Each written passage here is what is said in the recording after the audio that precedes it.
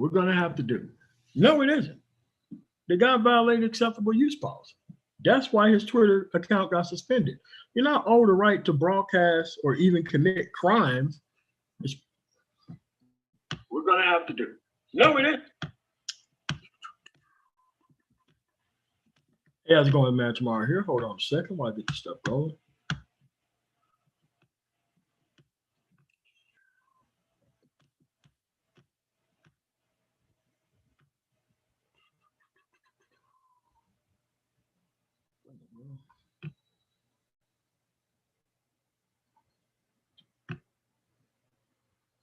We're going to wait for the panelists to get here. So let's get our weight on. And in the meantime, let's get us some music to set the mood for tonight.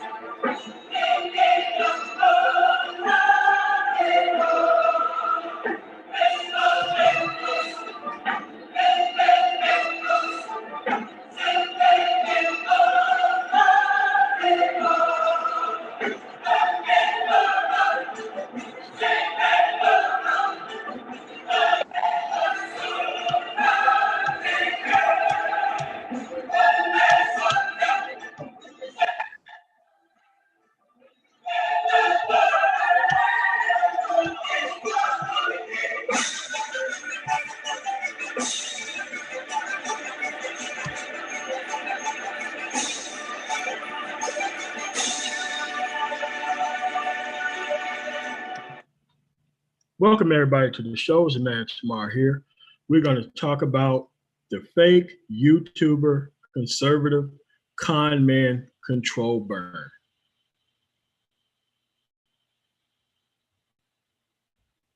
I'm going to give a story about how I, myself, my own political ignorance of how things worked was weaponized against me. And then we're going to have a discussion about it being weaponized against you. As you know, I graduated high school in 1996. I didn't know anything about politics or any of that stuff. I was concentrated on getting the hell out of Mississippi. Went overseas, did my tour, came back to the United States. All of a sudden, there was the 2000 election. The 2000 election that I was paying very close attention to, because there was a war that was coming up that they were already planning for. And we didn't know why they was planning for this specific type of event, but they was planning for it just in case a certain president won.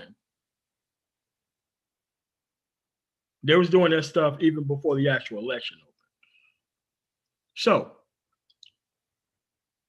me, looking at the actual situation, I seen what was going on.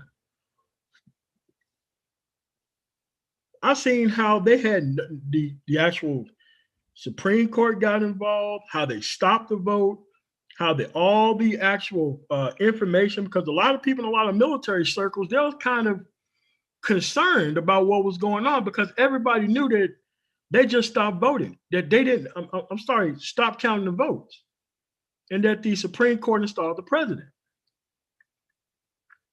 So for me, at that point in time, because where I was stationed at that particular point in time, there was a lot of civilians and a lot of military people that was mixed together. That's when the conservative blinders fell off. The moment I started to question the process, something that's not actually done within conservative circles, you're given a specific set of beliefs and you do not question them. And if you're part of the defense industry, you damn sure better not ask any questions.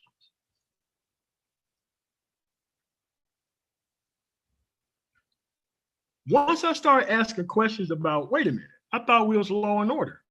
How are we allowing the Supreme Court to install the president? We never had that before. How come they just can't count the votes? Everybody looked at me like I lost my mind because it was about winning. It wasn't about principle or any of that other stuff. Principle is to make the other side predictable. And if one side is forced to act by principle and the other side is not, that other side has an inherent advantage. Then it all started to make sense to me at that period of time. Wait a minute. I'm from Mississippi. I know exactly what conservatives think. They don't care about government. Now, at the time, I thought it was the government that was just against Black people. No. That wasn't the case. The government was messing up everybody within the environment. But the point was, you couldn't get close to whites on the other side of Highway 82 to where you can actually figure that out.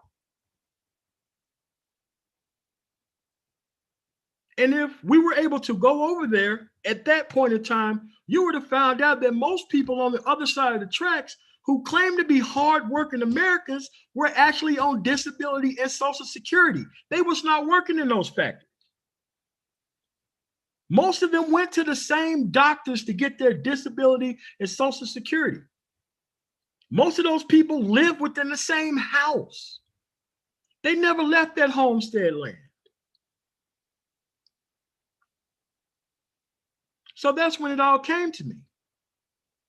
Maybe I need to look into the history of where I'm from and the history of the entire country, so that way I don't have my political ignorance weaponized against me just because I'm profiting and benefiting off the situation.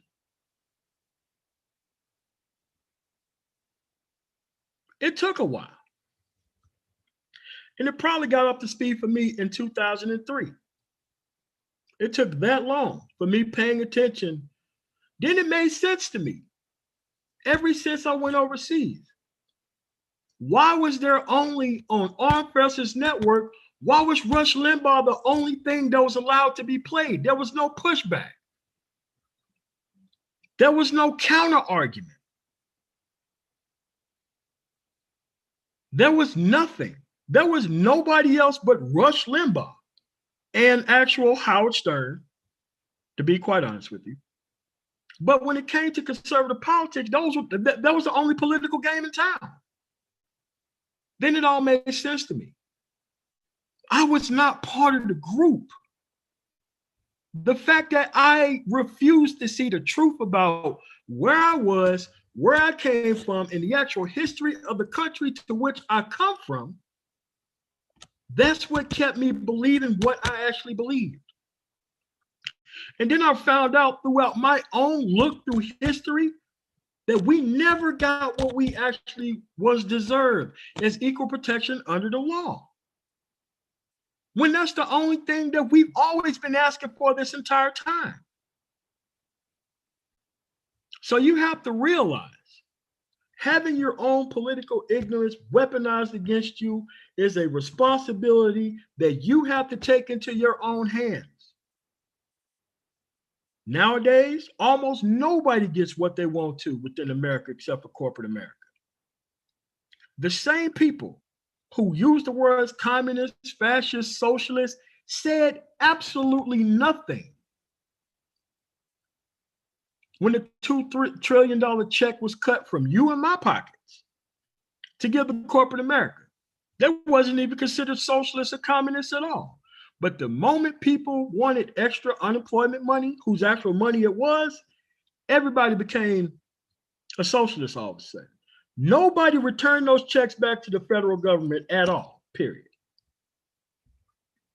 And right now with the $900 billion stimulus, corporations are coming back around again for a second time to get another stimulus check from the PPP program, as long as they signed up for the first one.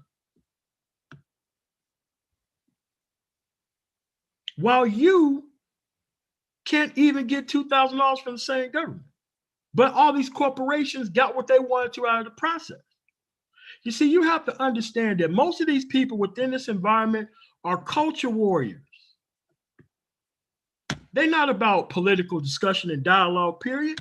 They are cultural warriors, and they need your discontent with this woman to keep it strong and running. They need your lack of political ignorance to be strong and running. This stuff is powered by you. And you have to understand that this stuff is against you in the environment. It is incumbent upon yourself. I cannot assign you your personal politics. I guarantee you the history of your state, where you come from or where you live at now, has not changed all that much in 200 and something years. The type of people who are asking for the specific type of things within the environment to which you come from have not changed.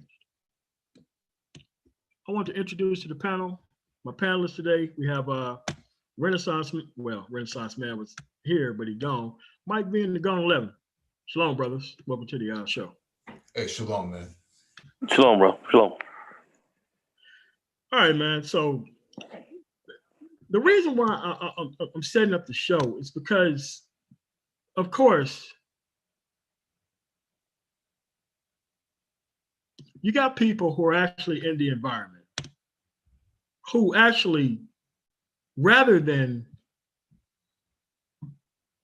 worry about somebody's Twitter account being suspended indefinitely for inciting an insurrection where some people got killed, that person is the actual enemy here. Social media is the enemy, not the people who did the stuff yesterday. Like, I don't get it. I don't get it, man. Mike? Yeah, absolutely. I think you pretty much covered this very well in your diatribe. I've been in the manosphere for a long time, probably since the beginning, the Black manosphere, not referring to the other ones. And I have never seen anything like this before. When Obama came into office, you didn't have this sort of disarray of culture warriors running around. You didn't have that. People were 10 toes down with the president. You know, even if they didn't agree with everything they had to say, they were down with him and they defended him. Somehow post 2016, you just had an explosion of Black males who decided that they were going to be conservative after they woke up in the morning and brushed their teeth and had their Wheaties. And I think that what's happening here is that people aren't, like you said, aren't actually conservative. They're actually liberals. And street guys are the most liberal demographic in politics because they don't abide by any of the rules, the processes, or anything else. A hustle is nothing more than a business without ethics and following the basic processes to be legitimized. I mean, that's what a hustle is. And so I think the gravitation towards the right is based out of frustration that they didn't get their voice heard on the left. And so they think that just voting and going out there to support, the tangerine tyrant, that somehow that's going to legitimize their place within, an opposition to what they consider to be the left or liberals. And so where we are right now is the manosphere is in disarray. You have people's bridges being burned. You have over a president that isn't going to be here much longer after Wednesday. He'll be gone. And so what are we going to do about that? I would be down. I could understand if people had a game plan for being on the right, but they don't. The game plan is to just be on the right and that's it, and not say anything, not redress the party, not redress the constituency, not say anything. And I can't accept that. The Black Brain Trust couldn't accept it. You couldn't accept it. I think that we're in a minority, man. During slavery, one of the reasons why slavery lasted for so long is because you had people who wanted to get closer to the master. They wanted to be in the house. They wanted to be closer to the master. And anybody who decided that they were going to get away, and formulate their own thing, they were actually ridiculed for this. Why would you want to leave? What's better than this? They wanted, in this space, brothers wanted to get closer to the master, or like your thumbnail. They wanted to get closer to Thanos. And so now that Thanos has been decapitated, these guys are basically shooting sideways at everybody else, and blaming everybody else for stealing the election, voter fraud and so on and so forth, just using the same rhetoric without actually having a complete understanding of the process itself. But that's all I have to say. There you go. The opening. Yeah. There's a lot to this. There's a lot to this, and I'm not gonna look at any one YouTuber or anything else at this stage. I'm gonna just look at the overall sense of what I've seen being in the manosphere, and participating in it quite a bit, and being on Obsidian's channel and all that, and we dealing with a lot of issues there, and then going to the Brain Trust and taking definitely a different view, or more of a nuanced view to a lot of things, and then seeing kind of what's going on here, and what I've seen is misplaced masculinity, people on on this masculine side,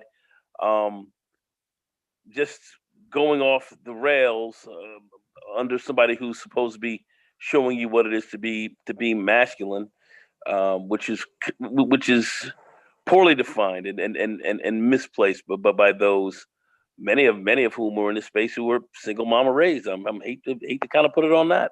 A lot of guys ultimately highly frustrated with the Black female and some aspects of the gender war, morphing and moving over into this into this area where now people taking political positions and so forth to really try to regulate and put this Black female in her place, and having some other groups kind of help to do it for them, and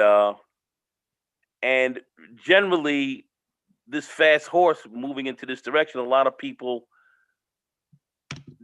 have not done the requisite work, in my view, to really understand the political environment, understanding the political milieu, understanding various political parties and positions, to really articulate it well, and have gotten a superficial sense of what's going on, and not really understanding what literally what positions that they are saying that they actually represent, truly not really understanding what they're truly representing. They don't understand it because they haven't done the requisite work. Many of these people who were sitting here in the political or conservative or liberal or so saying such, most of them don't even vote. Most of these people are not even registered to vote. They don't even vote. So they're here to many folks. I understand some of those are clout chasing and whatever, and doing whatever they do. But from the standpoint of really having a real discourse on politics here, and let's say developing a structure and moving that forward to actually help to aid black men, if you will, aid black men at a greater level than where black men are now.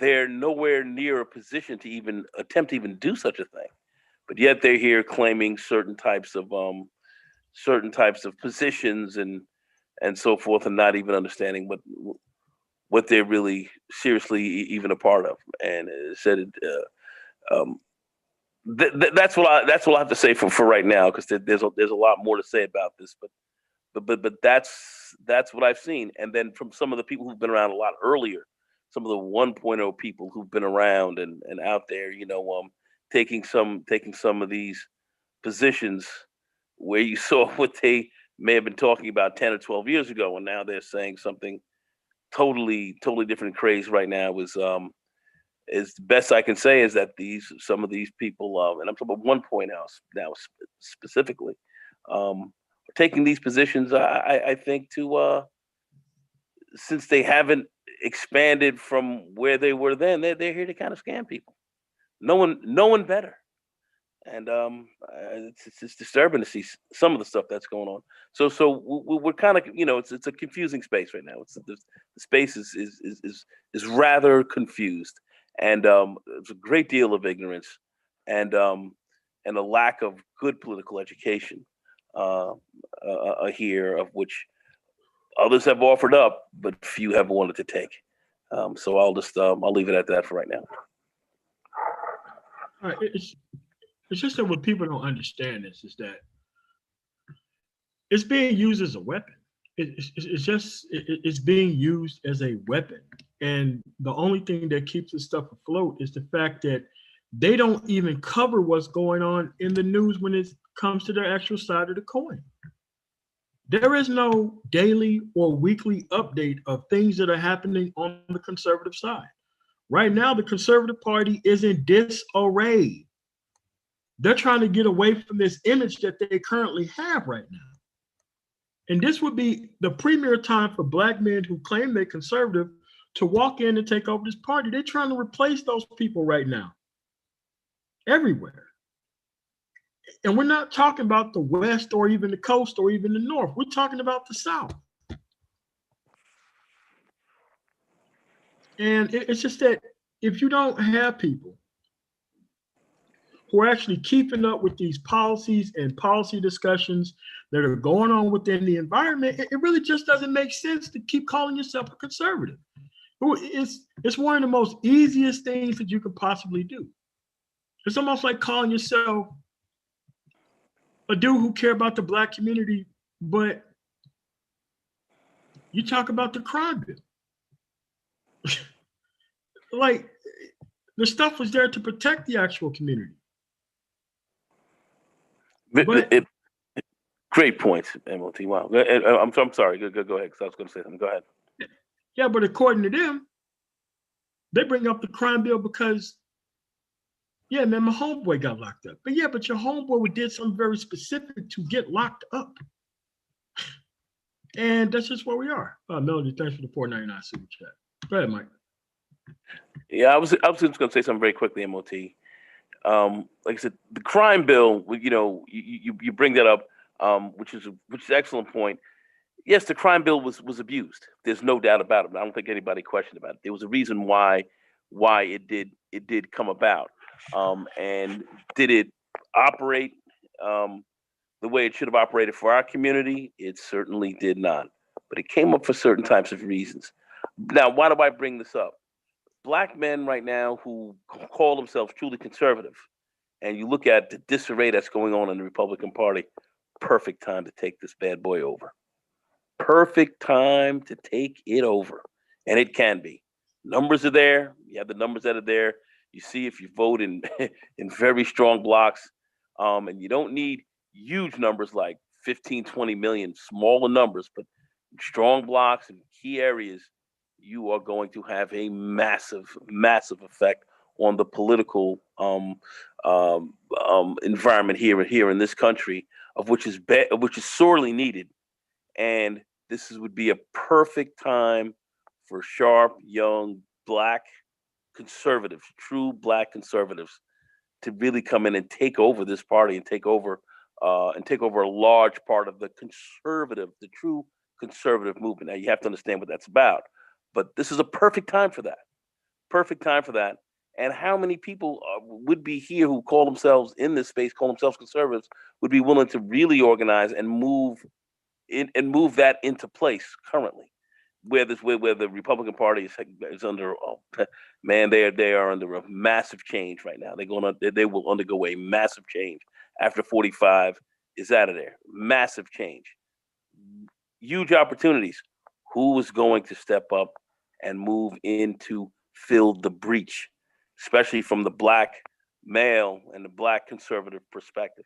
Black women too. There's gonna be some black women involved, but black male primarily. This is what many of us are kind of looking at and are talking about, because we see what's going on certainly on the Democratic side. Where's this thing going to be moved? Weinock, my fraternity brother, and all that. They're right. He's rolling into the Senate. All kind of shit is going down. Where are the black conservatives, and what role are they going to play here? And who's going to step up to the plate to take some of this leadership here? It'd be very interesting to see who's in this space now, who are talking the way they are, to start to fill in the breach. Anyway, go ahead, Mike. I don't have anything to contribute. All right. So let me play a video here.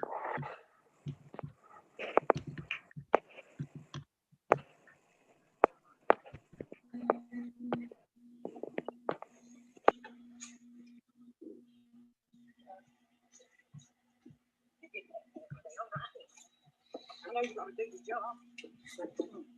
Ask my grandbaby. Anything you want to say on his behalf? He's a fine man. And thank you, Mr. Trump, for inviting a riot at the White House. And you're his grandmother? I'm his grandmother.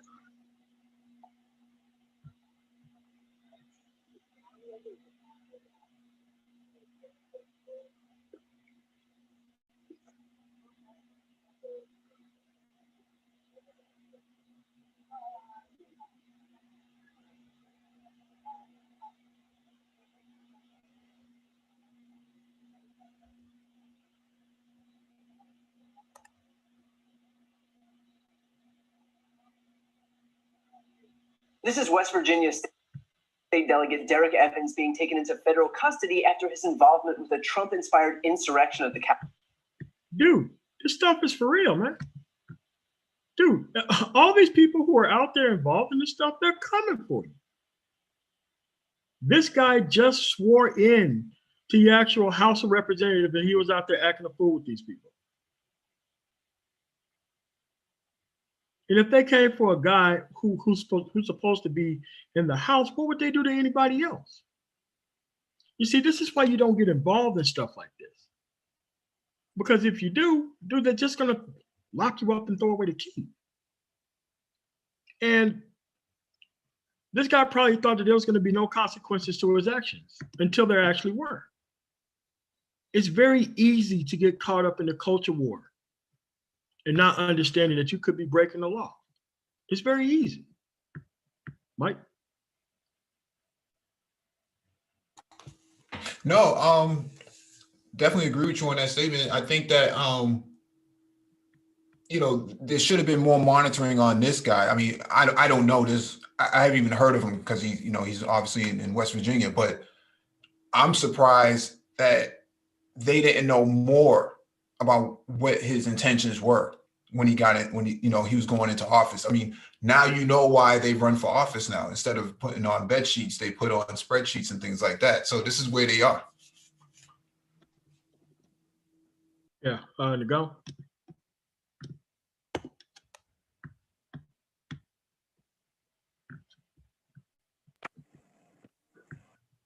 Yeah, Exactly.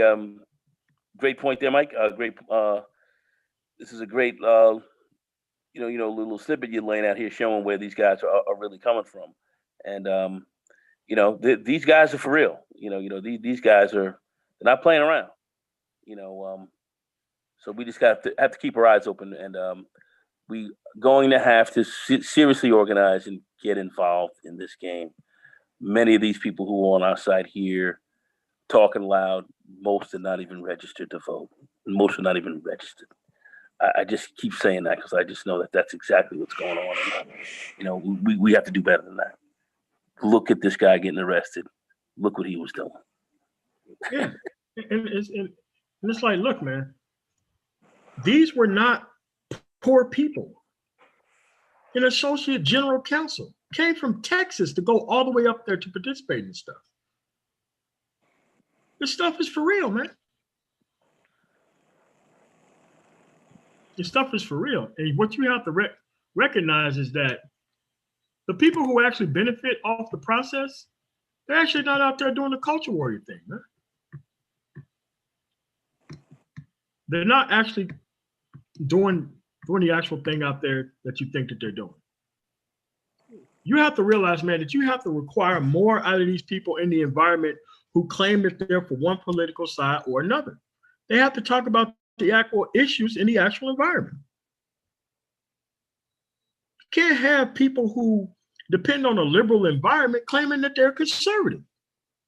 Because here's the thing. This guy grifted his way and trolled his way all the way to the presidency.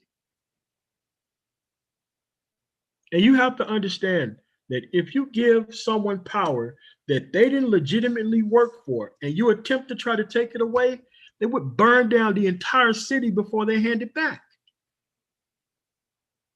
What do you think would happen to the community if actual competent people went to go fix it? How long would they let the people who fix it run it? They would come through with sheer numbers and usurp and pull you right out of the position of power of fixing their actual mistakes the moment you ended up fixing it. And it's no different in this situation.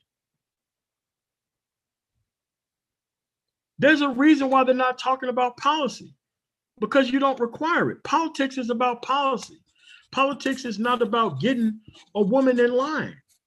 Politics is not about figuring out how much masculinity that one candidate project over the other. It's about the policies in the environment. Politics is about policy. It's not about the culture warrior thing. The culture warrior thing, if you look at it, Rush Limbaugh, Sean Hannity, Mark Levin, Bill O'Reilly, these people made millions of dollars a year, provided nothing to the people who they kept ministering to. And these are people who are making $20-something million a year talking this nonsense every day, keeping people within their own environment within disarray, while the people who actually need the help get nothing.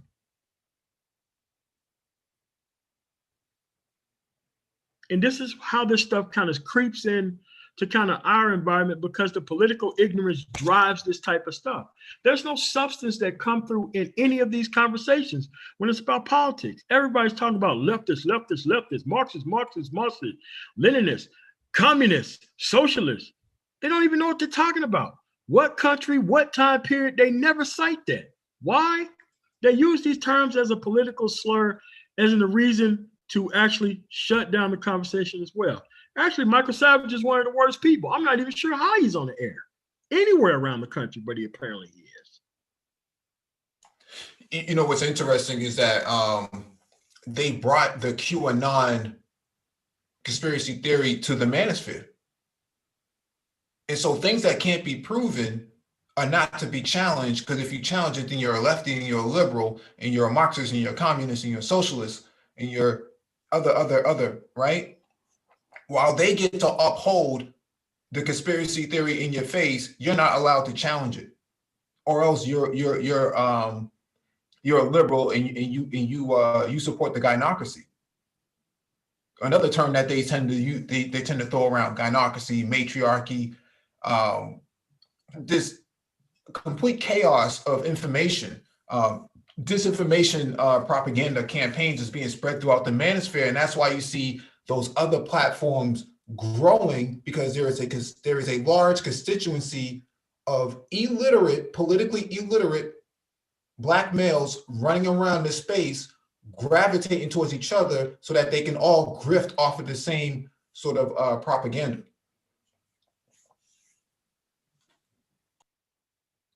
Yeah. And it happens every day.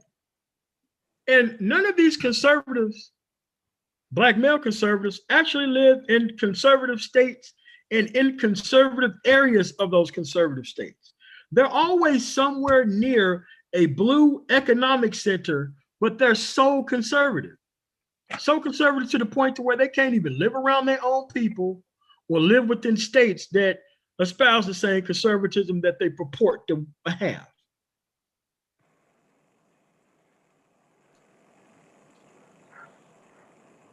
You know? I think you guys both basically you just nailed it. Nailed it pretty hard. If you don't mind, MOT, I can share my screen real quick. Yeah, hold on. Let me make you a moderator or whatever, co-host. There you go. All right, let me share my screen real quick.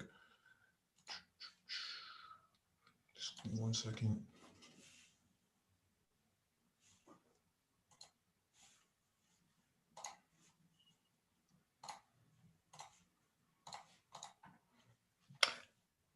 All right, this is from June 1st of 2020. What is the Insurrection Act that Trump is threatening to invoke? Okay, let me zoom in.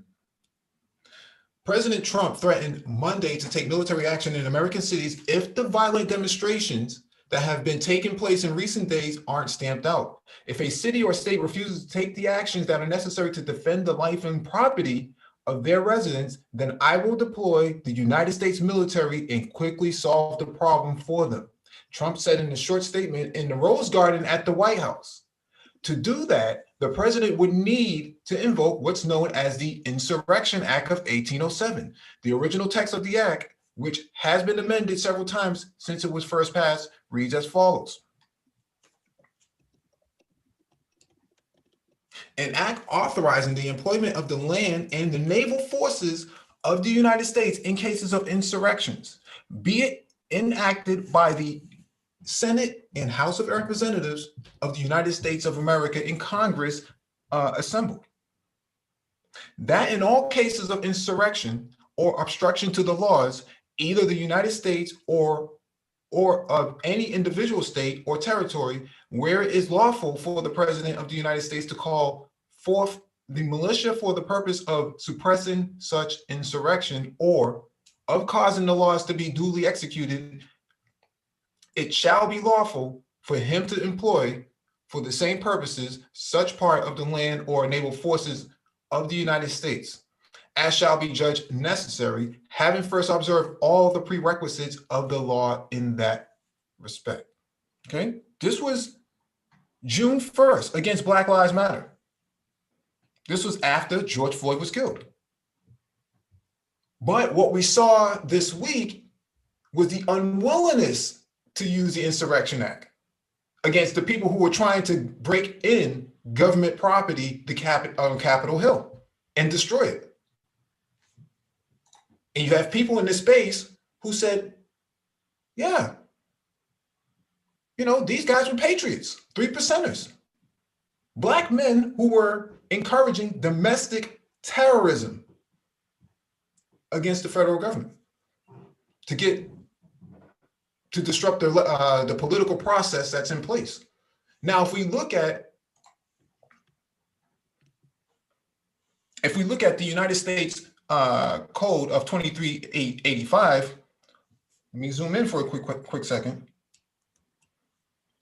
Whoever knowingly or willingly or willfully advocates, abets, advises, or teaches the duty, necessity, desirability, or property of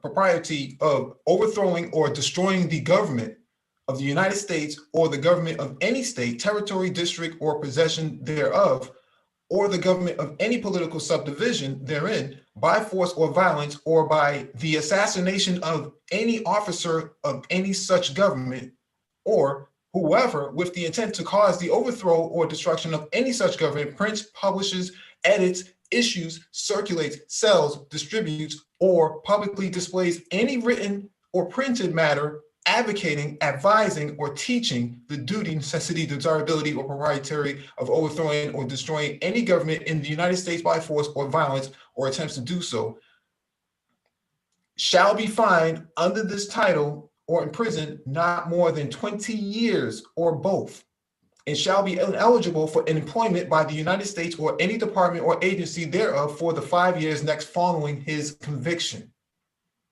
If 2 or more persons conspire to commit any offense named in this section, each shall be fined under this title or imprisoned not more than 20 years or both, or shall be ineligible for employment by the United States or any department or agency. Therefore, for the 5 years next following his conviction. As used in this section, the term organizes or inorganized with respect to any society, group, or assembly of persons, include the recruiting of new members, the forming of new units, and the regrouping or expansions of existing clubs, classes, and other units of such society, group, or assembly of persons. The overthrow of the government. I didn't make this up, man. This is facts. This is coming from the government. So when it came to Black Lives Matter during peaceful protests, Trump wanted to use land and naval forces against BLM, or Black people just peacefully demonstrating. But when it came to Capitol Hill, they're patriots. People in this space advocated for, let me pull it back up,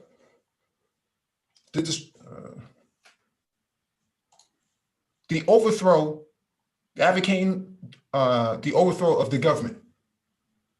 So if you produce content and you're a content creator, you are by and large involved in the advocating of the overthrow of the United States government. How can you call yourself a conservative and not abide by the laws, but want everybody else to abide by the same laws that you yourself won't abide by in your group? MOT. Actually, Mike, I wanted to show my screen. Okay. Now, they said up to 20 years, right? Mm-hmm. Said up to 20 years of punishment.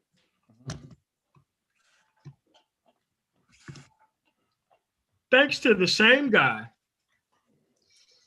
who wanted to lock up BLM, he came out with an executive order. Yep. This executive order right here that I have on the screen. This executive order would stop the government from giving people a slap on the wrist when it came to destroying federal property. This actual executive order that is still in place right now gives a mandatory minimum of 10 years in federal prison for destroying federal property. This is what these people are going to get. Thanks to the same guy that they was defending. This was enacted right after the Black Lives Matter protest on Washington. The actual federal order in place was not going to give those people that much time, especially for the first offense. But the executive order that he put in place to stop Black Lives Matter from actually protesting, give these people an automatic mandatory minimum of 10 years in prison if they were involved in destroying federal property, to which those people are doing. This stuff is not a game, folks.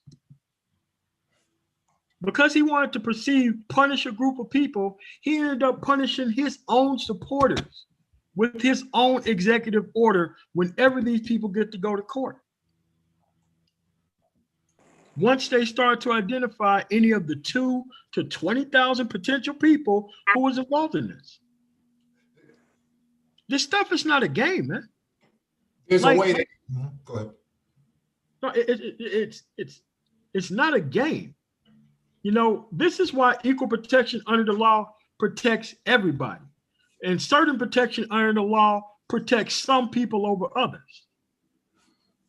This is not a game. You know what? I can guarantee you, who thinks that you would have had the Capitol Police running upstairs being scared of just protesters who are unarmed? They would mow down every single black person who came into the house, and rightfully so. But this is what you have when you have certain protection for certain individuals over the other within the environment. People become emboldened to think that they can do whatever they want. This was nothing but the same thing that happened in Michigan when those people bum rushed that place earlier in the year. Those people thought that since they got away with that with relatively no crime, except for the Wolverine Watchmen who actually did have a plan in place and imminent to actually kidnap the actual governor, that they could just come to DC and do the same thing and not actually get any type of charges for it. Mm-hmm. What you have to also understand too, MOT, is this ain't over. This ain't over. We don't know what's going to happen next. Trust me, man. If they sent the FBI to go get that West Virginia dude, the FBI, he's a good man. Yeah, I'm pretty sure he is. Why is he in the back of the car, though? Not answering that, are you? Look at this image here. This was during the George Floyd protest. Military police were used by the Trump administration to suppress unarmed peaceful demonstrators sitting on in Minneapolis and across many states. Think about that. But when Trump supporters went to Capitol Hill, oh, well, you know, it wasn't that serious. Really? The reports are coming in by the hour. 6 M4 carbine rifles were found. 6 pipe bombs were found. Surveillance photo shows plastic handcuffs used to kidnap people on several of the patrons or several of the terrorists that stormed the Capitol Hill. Department of Justice says they were not Antifa. This is the Department of Justice saying this. I can pull up the article from the Department of Justice saying this. And you're going to find that out when they're brought to trial. Yeah, this is going to be found out as well. Yeah, go ahead. Yeah, go ahead. Armored Humvees, military police, and you have this woman right here with a placard, unarmed, and this is what they're greeted with. I looked at one of my friends sent me an Instagram of some white woman, you know, with her eyes all teared up, you know, from tear gas, and they were like, they tear gas me, and they were asking, well, why did tear gas you? You know, I was opening the door to get it to come into the building, and the minute I opened the door to get in, they tear gas me in my face. And she was over there, you know, complaining about this, and they said, well, what is this? Well, this is a revolution. Yeah. That one, yeah. Some white woman, her accent sounded Midwestern, and here she was, you know, in DC, bum rushing the show, and was complaining, saying this was a revolution. She was fired from her job. She was a lawyer. Go ahead, Mike. She was fired from her job. She stated her name on in that interview. They sure was. And her employer found out, and by the time she got back home, she was fired. Everything put out on the curb. There it was. Out there. And you got a lot of people saying that these people should face no consequences for what they was actually involved in. Yep. Well, and the woman who got literally blasted in her neck, she's on Instagram there screaming and talking about, what's there, and Kamala, what about Kamala, and going off talking all bad about Kamala and all that, and she was riding on in, man, coming on from California, coming on into DC to bum rush. She was a part of QAnon. Part of QAnon, but coming in to bum rush the show, a military veteran. Okay, I'm not gonna say what branch of the military she was, but there for sort of about 14 years, 2 children, a husband, and blasted her tits out. And when my friend showed me a picture, they were carrying her out literally with her shirt open and her chest exposed, blood coming out of her mouth, horrifying. But this is what these people we're there to do, and folks are here saying this is Antifa. I was there with Antifa people, putting out disinformation, lying, and I'm saying you're lying like that. That's a bad situation as well. When people come to start questioning some of you people, that's going to happen. I'm just, but anyway, this is quite interesting to see that. But yet, Black Lives Matter and these, and some of these other situations where there was some vandalism, where a few windows and some stuff got broken up, and those people got arrested, and whoever was involved in that got arrested, and rightfully so. Here, this was, a political movement, and this was okay. This was all right to do, and also 12 got that work. 12 got that work. Yeah, and I think this is a good time to segment into or segue into this from Twitter. This is Twitter's policy on disinformation, and so this came from Twitter last year before the election. Okay, it says updating our policies. Our existing civic integrity policy targets the most directly harmful types of content, namely those related to information or false claims on how to participate in civic processes, content that could intimidate or suppress participation, false affiliation. We see a lot of that in the manosphere, a lot of false affiliation. See a lot of that. In recognition of the changing circumstances of how people will vote in 2020, and in line with our commitment to protecting the integrity of the election conversation, we're expanding this existing framework. The goal is to further protect against content that could suppress the vote and help stop the spread of harmful misinformation that could compromise the integrity of an election or other civic process. So let me scroll down. Starting next week, we will label or remove false or misleading information intended to undermine public confidence in an election or other civic process. This includes, but is not limited to, false or misleading information that causes confusion about the laws and regulations of the civic process or officials and institutions executing those civic processes. Disputed claims that could undermine faith in the process itself, ergo, unverified information about election rigging, ballot tampering, vote tallying, or certification of election results. Misleading claims about the results or outcome of a civic process which calls for or could lead to interference with the implementation of the results of the process, ergo, claiming victory before election results have been certified, inciting unlawful conduct to prevent a peaceful transfer of power or orderly succession. That's why he is permanently banned from Twitter. You have people in the space that are saying, we have to support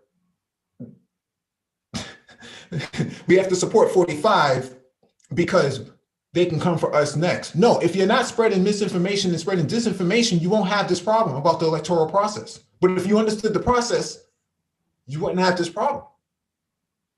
Okay, this is straight from Twitter. This came out September 2020. November 4th was election day, was the final day. So this is happening. This was written long before Stop the Steal. So for all the people in this space who want to say censorship, Stop the Steal, and all this other stuff, this is straight from Twitter. That's why he doesn't, his account has been banned permanently, because of what he incited on Wednesday, on the 6th. And in fact, false or misleading information that causes confusion about the laws and regulations of the civic process or officials and institutions executing those processes. That's what he posted on Twitter. Okay.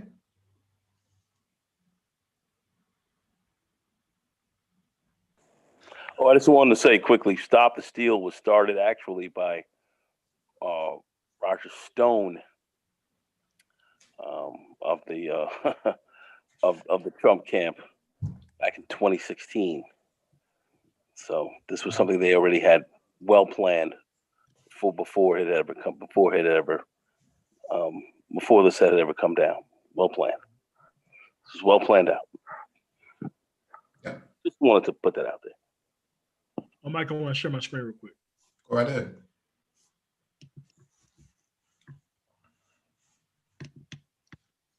We know what the events were on that day. Let's look at what the polling was.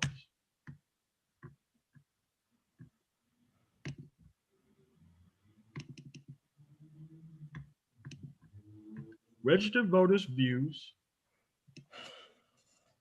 on the prosecutions and the threats to democracy. Those who participated should be prosecuted for their crimes. Percentage of yes. Democrats, 92%. Independents, 61%. Republicans, 47%.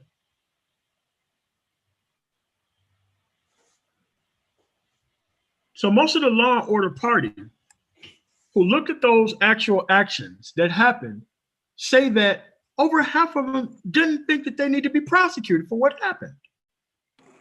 53%. Yes.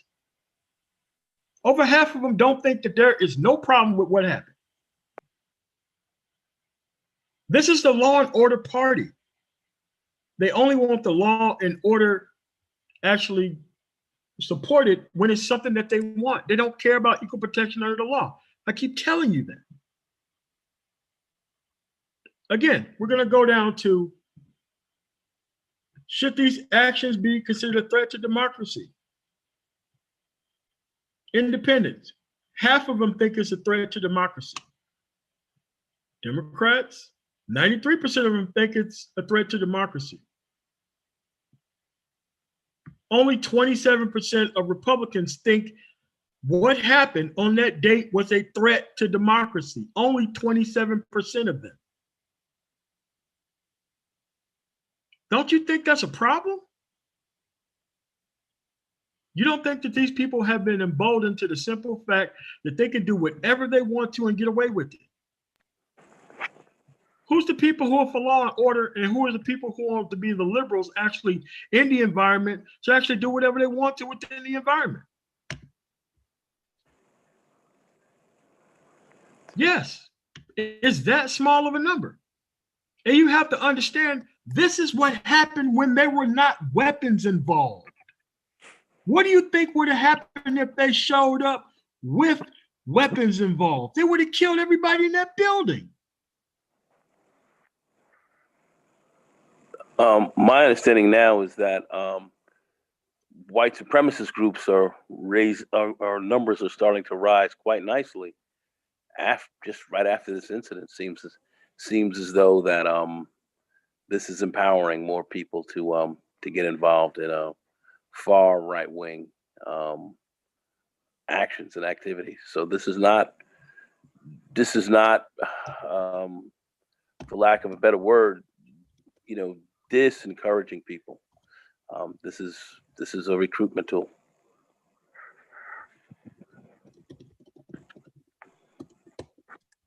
Mike, you got anything else on that? Nope. Hold on a second.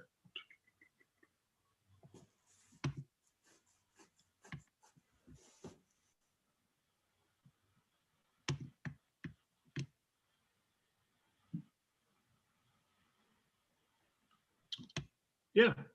When the Proud Boy leader said that he was proud of his people being involved with what was happening out there within the environment. It was a paid actual advertisement. That's why I couldn't go through it. But yeah, this is what's going on, man. You have to realize that the way that these people cover these things, they're covering them in a very specific way where it's considered part of the actual culture war that's actually going on within the environment. You got to stop thinking that things are going to get bad for a certain constituency of women to where they're going to come back to the table and you're going to be able to get them at a discount. That's crazy. This is why they're leveraging your political ignorance when it comes to conservatism, because conservatism doesn't require any type of history the way that it's practiced within this country, especially in small town America. The only thing you got to do is walk around with the talking points and ignore everything else and just throw up all these red herrings and try to lead the conversation off into nowhere. That's how this stuff is practiced within the environment. This is why none of these people ever go over any of the type of policies that are going on within the environment, because policy requires reading. It requires knowledge of history. It requires a track record. It requires for you to go on the record. But a lot of people can't do that. And the reason why most people can't do that is because they don't care overall. They care about getting a narrative out there. They don't care about the overall environment, because you have to understand, if what led them to have this power in the environment from the first beginning was the fact that you didn't know that much about politics to where they was able to lead you to where they want you to go, why on earth would they ever want you to learn about the actual issues within the environment? Why would the dope boy want to show you where the nearest rehab is? Got to keep you far away from that. Yeah. This is what we have going on within the environment. But it's easy to fit within the ignorance within the Black male collective. But these people can't show you the conservative women that they are with within the same environment that don't cause the same problem as the so-called liberal women within the environment. They can't show you any of that stuff. Why? Because it don't exist. They're considered one group. But they want to pass it off as one group is better than the other. But if men stood together like the women stand together, we wouldn't have that much problem fixing this. But when most of the men want to vote with most of the women, this is what you got. And then most of the people whose actual whole established YouTube presence is based on the liberal women that they claim that they don't want, but they're conservative because they don't want them, but still talk about them. What kind of sense does that make? You can't be a street guy and be a conservative. Doesn't work that way. Street guys are liberal by nature. And what type of, and Mike, and what type of woman in the street conservative's life that will help her maintain the community? Yeah. Street guys, kids out of wedlock, having hustles. Hustle is nothing more than a business without ethics and processes in place. Always grifted. Those are very liberal ideas. Street guys are the biggest liberal demographic within the community. But they require principled people in order for them to function within the environment outside of the bounds of the law. Promiscuity is a very liberal idea. There's nothing conservative about bending women over your couch. How can you brag about having sexual access to uncultured women and then call yourself a conservative? Where's the correlation here? You are a liberal, the biggest liberal of them all. There's no difference between you and Elizabeth Warren. Mike Straight Shooter just made a point in the chat. That's not the only thing that they stole. Straight Shooter. Those people got access to a lot of classified information. Mm-hmm. They got access to a lot of classified information during their little trip throughout the actual place that they broke into. Yep. Well, they got laptops with some key information on them. Yeah, laptops and hard drives. Yeah. Yeah. I was listening to Lieutenant General Honore of, he spoke, in some detail actually about, what had gone on inside. And he really felt as though there was other agencies, law enforcement agencies working with some of these basically, almost like, we want to talk them insurrectionists, but insurgents. That's what he felt. And he was quite serious about this. This is a Lieutenant General of the United States Army. I mean, this is a very serious guy. And, his bona fides, can certainly be researched quite well. This is what he had to say. And very disturbing, I think, what we really saw. And I think as we get deeper into this, how would I say, this insurrection, and we start, and real facts starting to come out, I think some of this stuff is going to be quite horrifying. And this is not going to be good. But a lot of us are just going to have to kind of sit back and look at it, but be very wary of the disinformation campaign that they're going to be pushing, because there are those out here that really want to push a very strong disinformation campaign on this for what I believe we're going to see. That we already know that, infiltration of many of these extremist groups are involved in our police forces and law enforcement agencies and so forth. And many sympathizers are involved. And, this attack, led from the president and others, had a lot of support from a lot of different, areas. This is Benghazi all over again, man. Yeah, very, very, very much so. This is Benghazi. Let me share my screen real quick. This is from the Department of Justice. Destruction of government property. Okay. Zoom in. Whoops. Section 1361 protects any property of the United States or any agency or department thereof, or any property being manufactured or constructed for the United States or any agency or department thereof from willful depredation or attempted depredation. Depredation has been characterized as the act of plundering, robbing, pillaging, or laying waste. There's some feedback coming from somebody on the panel. Yes, they go. So.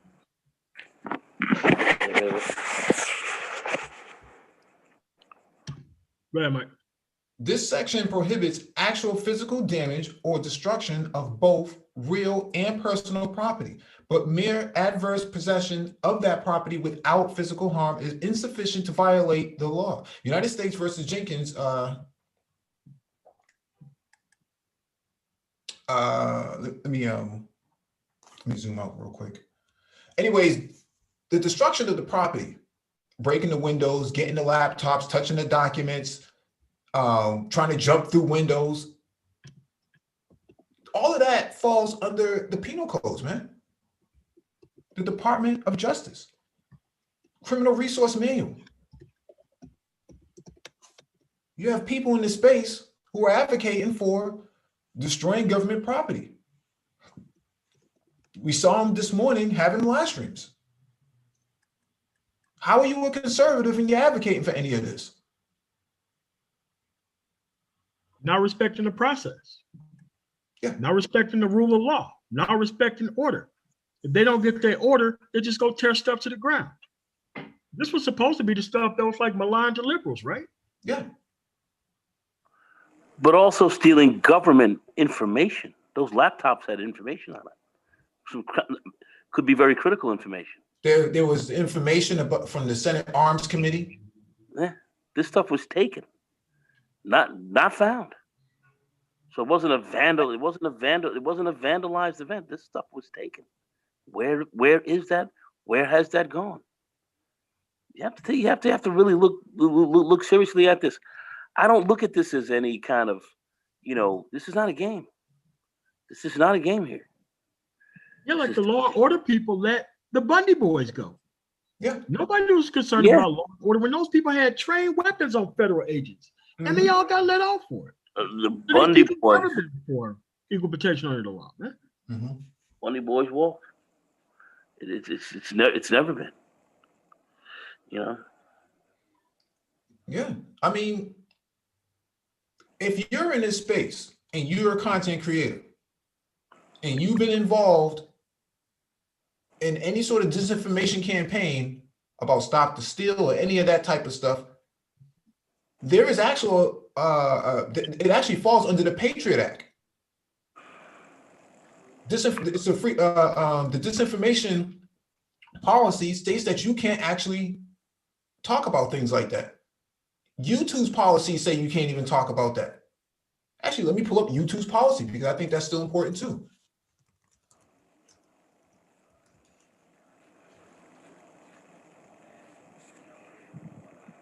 I'm gonna try to super chat the Glorious One and Bella Gina. Thanks for $2 super chat. Go ahead, Mike.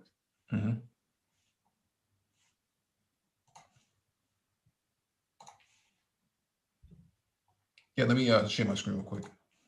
Yeah, you're right. There are no people out there with the Blue Lives Matter endorsing any of this stuff.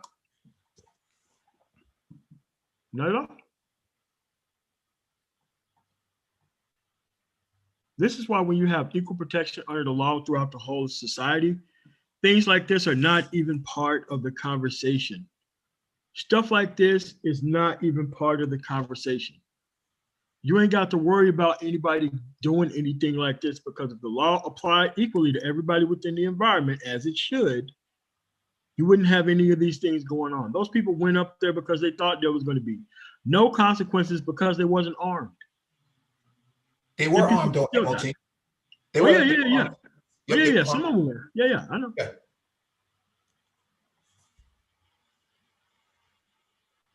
All right, let me read this real quick. This is from YouTube official blog. Remove election-related content that violates our policies. Our community guidelines provide clear guidance on content that is not allowed on YouTube. One common question we get is how these policies apply to election-related content. Content that has been technically manipulated or doctored in a way that misleads users and may pose a serious risk of egregious harm. For example, a video that has been technically manipulated to make it appear that a government official is dead. Content that aims to mislead people about voting or the census processes, like telling viewers an incorrect voting date. Content that advances false claims related to the technical eligibility requirements for current political candidates and sitting elected government officials to serve in office, such as claims that a candidate is not eligible to hold office based on false information about citizenship status requirements to hold office in that country. Attempt to impersonate another person or channel, misrepresent their country or of origin, or conceal their association with a government actor. Artificially increase the number of views, likes, comments, or other metric, either through the use of automatic systems or by serving up videos to unsuspecting viewers. And so what's happening here is that YouTube is basically saying if you're pushing disinformation, you're in violation of the guidelines. So the disinformation is Stop the Steal. Okay? Yeah. That's disinformation. If you can't provide evidence that voting machines were tampered with, people, citizens, American citizens, casted false ballots, then you are spreading disinformation. Disinformation falls under the Patriot Act. they're actually revising it now as we speak. I think that they're supposed to have a revision next week of the Patriot Act based on the activities that happen. If you're in this space and you're spreading misinformation, you can be potentially considered a terrorist affiliate, a domestic terrorist affiliate. You have to remember, we locked up Bin Laden's driver. People who just knew Bin Laden had nothing to do with 9/11. They locked up. Yeah. So, and here's another thing. You have to realize, remember after the election, there was everybody coming out. You know, there was a dude who had like a wagon. It was not considered not part of the election at all. Everybody was sharing the same video. Oh, look, the ballots in the video. Like, dude, that's just a dude holding some papers. Everybody was sharing the same thing all over social media. And the moment it got deleted, oh man, we being censored and all this stuff. Remember this other thing about those people nowhere near, it wasn't even a picture of a ballot in place. Another place where people are throwing stuff away. They made claims that those were ballots too. And it's like, come on, dude. Like everything became a conspiracy at that point. And guess what happened? Those people believed those conspiracy theories and came to the Capitol because there was gaslit into thinking that something was stolen from them that they needed to get back. Was there not a former police chief in Texas who ruffled up some postal driver because he thought that he was carrying fake ballots around? Yeah, sheriff, a former sheriff. Yeah. This is the disinformation campaign they were running. I keep looking at that phone call, you know, that the president had with the Secretary of State of Georgia. And, you know, what I found fascinating about it, here he came in there trying to run the same disinformation game on these guys who had all the numbers. And they were like, Mr. President, your numbers just, they don't match up. The numbers don't match. Your information's wrong. Well, we saw ballots being torn up and all this. We don't throw out ballots. We don't throw ballots out. None of this stuff gets thrown out, Mr. President. What are you talking about? You know, where's any of this stuff? You know, and the president was, well, this is what I heard, and this is what I heard. I mean, it was crazy. I mean, these guys know what was going on. They knew what was going on. The president knew what was going on as well, as far as they were full of crap, but they were trying to run a game on these guys. And these guys weren't having it. And these were guys in the same party. They just weren't having it. They had the numbers. They had the information. Lawyers were on the phone. Everybody was there. They just weren't having it. And then you had this election of people getting of Warnock, my frat, and also getting elected. And then on the 6th, all hell broke loose. You know. Yeah, I mean, we're talking around it, fellas. Let's talk to it. The fact that Black people came out and voted very heavily in these key cities. The president said, "This is it, man. This is it. Let's release the hounds on these guys." You know, and you had many people supporting it. Many people supporting this. And what's sad is to see that we have Black people confused, crazed, out of their minds, just on a different type of game. They're on a different game. You know, down with these dudes. You know, playing into it, and this is very dangerous. This is very dangerous. This thing is not over. It's not over. When this guy leaves, this thing is still not over. You know, so I just want us to keep our eyes open to see what's going on. For y'all who are getting played, you guys gotta really understand the game that you're in. I don't think many of you may think you understand the game you're in. You may swear you understand the game that you're in, but you don't know what game you're in. My old man always said, we always talk about know what game you're playing. Know your position on the field. I don't think these guys are very clear on this. They're not clear on this. Lives are on the line. Some of y'all ain't gonna make it. Some of y'all ain't gonna make it. I'm just telling you. This is we ain't fucking around. This is not a game. Some of y'all ain't gonna make this. Some of y'all ain't gonna make it. Go ahead. And let me cover this. Dominion Voting System sues Trump lawyer for $1.3 billion over false election claims.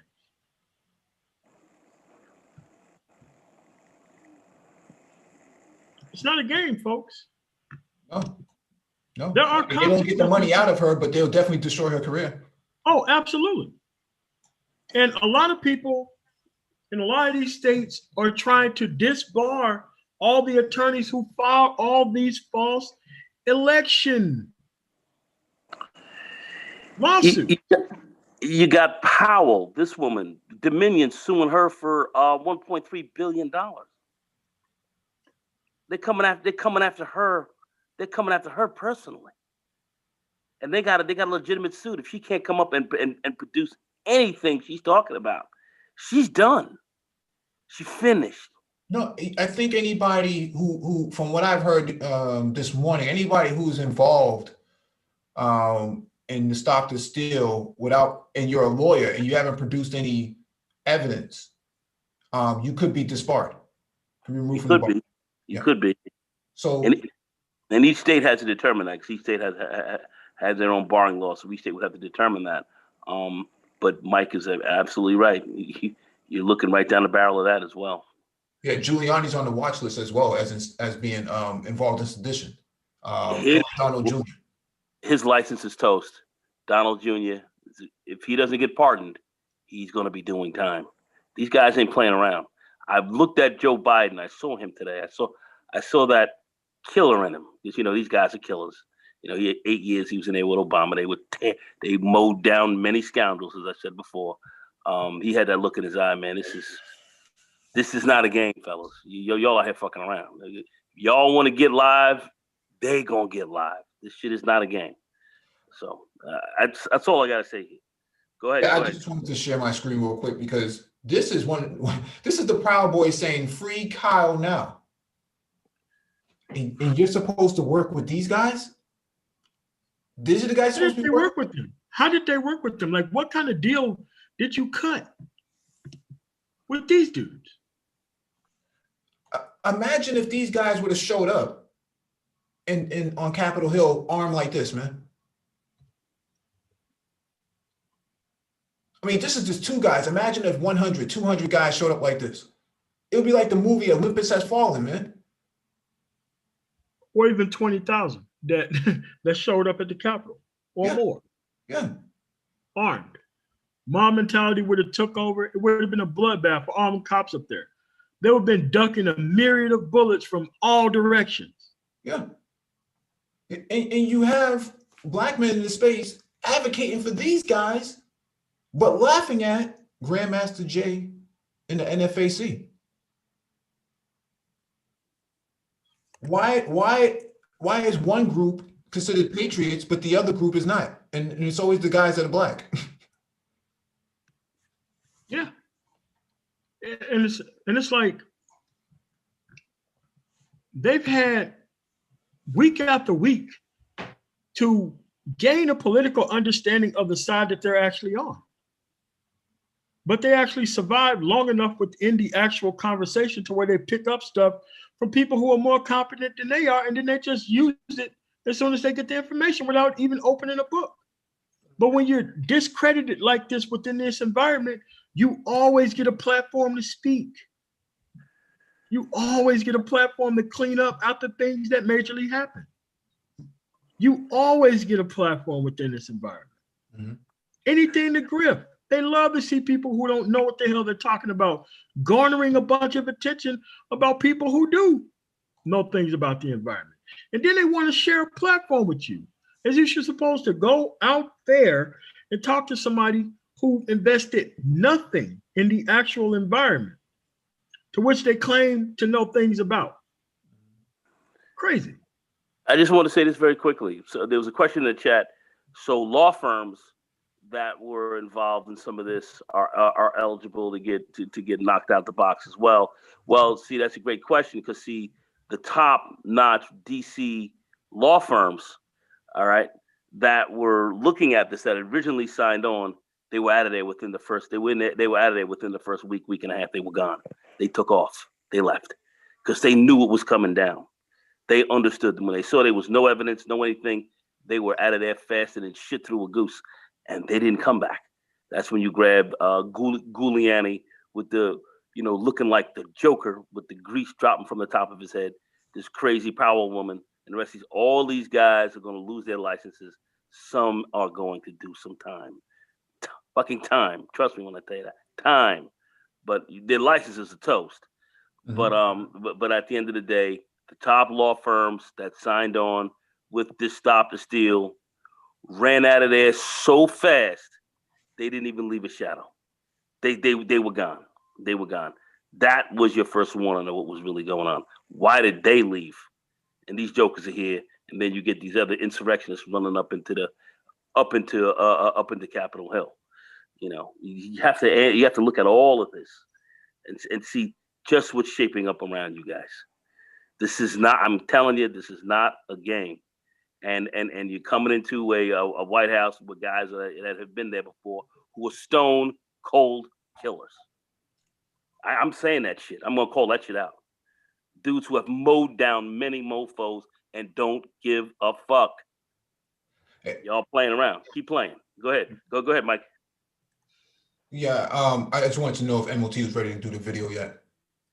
Go ahead, Mike. What's going on, Renaissance man? Hey, what's up, panel? I want to add Nagone too. Sidney Powell is actually getting sued by, was it Dominion, who has the voting machine? Yep. We just covered it. Yeah. Just covered it. Yeah, she's getting hit hard. But do you have anything else you can add to that? Yeah, I mean, the only thing I want to see is I want to see if Holly and Cruz are going to get disbarred behind this, because I was talking to one guy who's a lawyer. He said he doesn't know about the individual states, but he says he definitely thinks they've crossed some lines here where they have the right to be held accountable for some of this stuff. They're asking Holly right now to step down. They want him to step down out of his seat. They want him to step down. They're talking about censure for all of these guys, but they're asking Holly to step down. They want Holly to step down. He lost his book deal that he had. Oh yeah, Simon Schuster said thanks, no thanks. They shut him down cold. So they want him to step down out of his seat. So there's going to be a lot of reaction from all this. That's going to be falling out for a while. Anyway. No, it's going to be interesting, like I said, to see the fallout, because we were talking about this on Art's panel. A lot of these people in Congress, they're not used to having their lives threatened like that and having to jump on the floor and hearing gunshots, people banging on the doors. They woke up this yesterday and were just like, what happened? They were running down the floor. Where's Pence? I heard it. Where's Pence? They were screaming for Pence's head, bro. So, he set this crew loose to take some of these people out. This was a straight, hardcore gangster. There had to be some coordination from both sides. Yeah. Oh, yeah, definitely. They got an investigation going. Already the head of the police has resigned, but they already reported that they refused help when they offered it a couple weeks in advance because they knew this was coming. Yeah, you have police out there with no riot gear, no nothing. I mean, all you could do is tell them to stand down. When you look at the inside game that was done on this, it's going to be horrifying. I mean, heads are going to, I'm telling you, this shit is no game. And now you got some old school gangsters in the White House right now, back up in there. That Joey B being an old school G. This shit is getting ready to go fucking Hollywood. Yeah. This shit is serious, man. This is not a game here. These guys are not playing.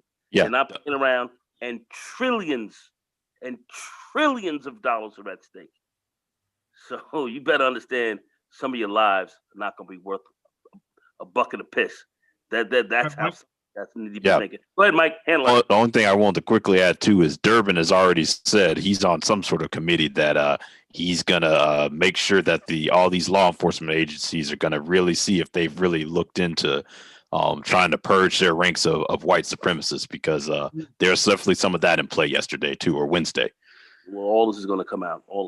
Anyway, you go ahead. I guess Mike. If you seen the way that guy was running up the stairs armed and just letting those people just walk all over the place. What did he was fully armed, didn't pull out the nightstick, didn't pull out the mace. I'm saying the dangle. I'm like, didn't pull out the taser. And these people, and he was just falling back. He was a Letting these sympathizer. people just walk everywhere. Like, nah. But go ahead, Mike. All right. Fair use. Super chat. And look, he's not totally wrong about this. Like, let's read that super chat real quick. Y'all are celebrating the destruction of your very freedom. The civil rights movement was the same as the Cuban communist movement. All right, man. Attack of your rights thing. What? You know what they're trying to do immediately after these events sort of happened, and you know they took back the Capitol. It's just crazy as hell to even think about. They took back the Capitol. And if you watch some of the videos, bro, I think some of that shit was like encouraged, man. Because there's several videos of cops just sort of like standing by and letting the crowd go in. There's this one video I was your president encouraged it. Remember playing the other night where I think I got it on Twitter somewhere. I can pull it up for you. But there's a one black cop walking through the halls with like it looks like he's leading the crowd through the damn Capitol hallways, bro. Like the shit. There's so many things that looks crazy about what went on that other day. That's what I meant to ask you about, because there was a lot of people saying that, oh, they just rolled out the red carpet and ushered them on in. But yeah, that was the black cop that helped with that. So you know, put your black card on him. But that's a whole nother thing too, because immediately after that, they started to say we're going to ban these Republican representatives. All right, JJ in the building with the super chat. He says, "Yeah, I think black conservatives are mad because of Trump, when we're more upset about how our people are continually fed delusion and continue to eat it up." By the way, you skipped my last super chat. Come on, man. I apologize. Retype what you said. You don't got a super chat. Just retype it in the chat, and I'll keep an eye on it. JJ, my bad. Let me see if it's still visible somehow. I see J3. That wasn't you though. And nope, so it's not visible there. But definitely of getting Trump up out of there. Plain and simple. Because I guarantee you, after Joe Biden gets confirmed, you feel what I'm saying? You're gonna watch as a lot of that just disappears. You're gonna watch a lot of that just disappear. All of them riots and all of that goofy stuff that you see Black Lives Matter and Antifa doing, that's gonna vanish. And I tell you something else is gonna happen too. You're gonna see him straight up prosecute them. That's the other thing you're gonna see happen. You're gonna see them at the low level take the fall for that, because they can't be doing all of that after he get in office, because the whole purpose of that was to make Trump look bad, and they can't be doing that, making him look bad. You mark my words. Remember I told you that. BLM is not who's running around here talking about Black Lives Matter and blah blah blah. And you know what? And I agree with what the brother's saying. Like, it's messed up because it's a really goofy situation, because it's not your fight, but it is your fight. You know what I'm saying? It's not your fight right now, but it's gonna be your fight. Explain that one.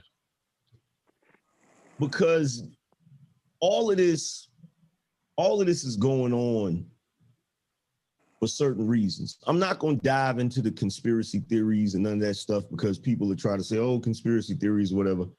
But you're watching as rights are being taken away. Anybody want to comment on it? Well, first, hasn't BLM literally complained that they can't even get a meeting with the Biden administration? Yep. So, but all of a sudden they're there. That was their whole reason for existence. And when Biden comes in office, they're just gonna go away. Okay. Also, he says rights are being taken away. The new administration hasn't even taken office. You still got the Trump administration and the Republican-controlled Senate. So what rights have been taken away recently?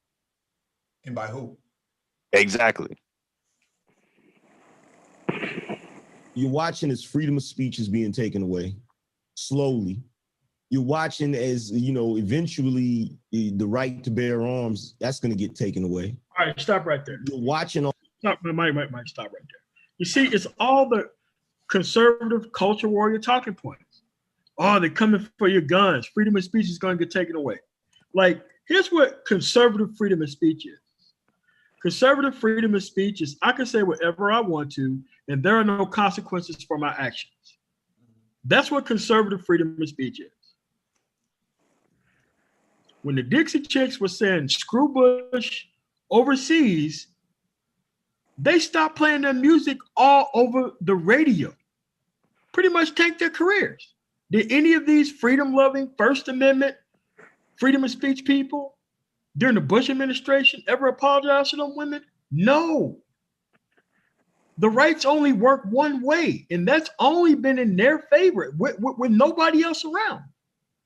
Yeah, I was talking to someone today. We were talking about they were getting mad because Apple is essentially, Twitter has banned Trump, and Apple is basically saying Parler that they're if they don't basically follow their restrictions and rules of service, that they're going to not support them on the platform.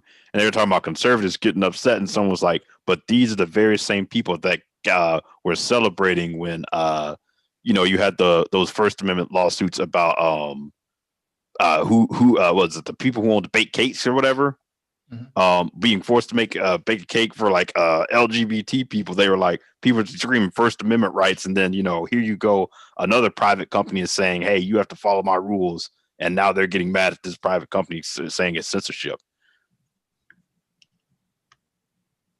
Incredible.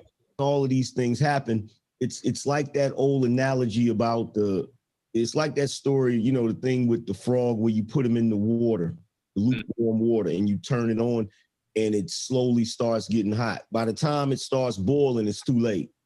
You can't get out of the water. That's what you're watching right now. You're watching Death by a Thousand Cuts. If you've ever read Sun Tzu's Art of War, you know exactly what's going on right now. And the people are not paying no attention to it. Like the brother said, in the super chat, we literally just watched our country have a election like a third world country. And you stop right there, Mike. Stop right there. Again, how do we have an election like a third world country when there was more eyes on this election at every single point in the entire country? Like, what these people don't understand during this election and any other, they counted the black votes. They counted all of the provisional ballots that normally keep people out of their traditional vote, and they counted all the absentee ballots all the way through. That's the only thing that they done differently throughout this election process. And they are mad because they are counting black votes. When a black person is talking about voter fraud, that's what they're talking about, because that's what they're talking about on the conservative end. That is voter fraud. Making sure black voices are being heard, that's being called voter fraud, because in the highly liberal environment that these so-called conservatives operate in, as long as people don't participate in the environment, as long as people don't participate in the actual election environment, they win, because they get to be the only arbiters of information based off people's political ignorance inside the environment. But the moment they start to get involved, they lose their power within the environment, because once people start taking sides and actually voting, they no longer have a safe harbor to spread disinformation. Yeah, the only thing large enough. No, the only thing that made it look like third world in this election was Trump denying it and then having people storming in the Capitol trying to stop the certification of the vote. That's the only thing. Everything else looked like a normal election. Comparison of his words to those people's actions.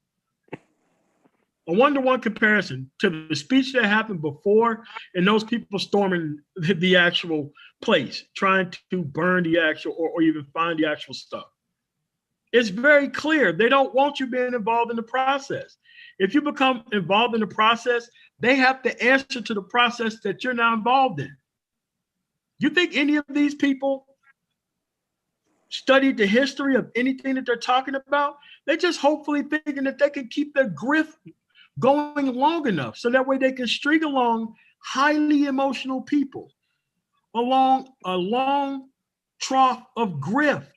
They don't understand that these people don't even care about them all that much outside of their ignorance. Go ahead, Mike.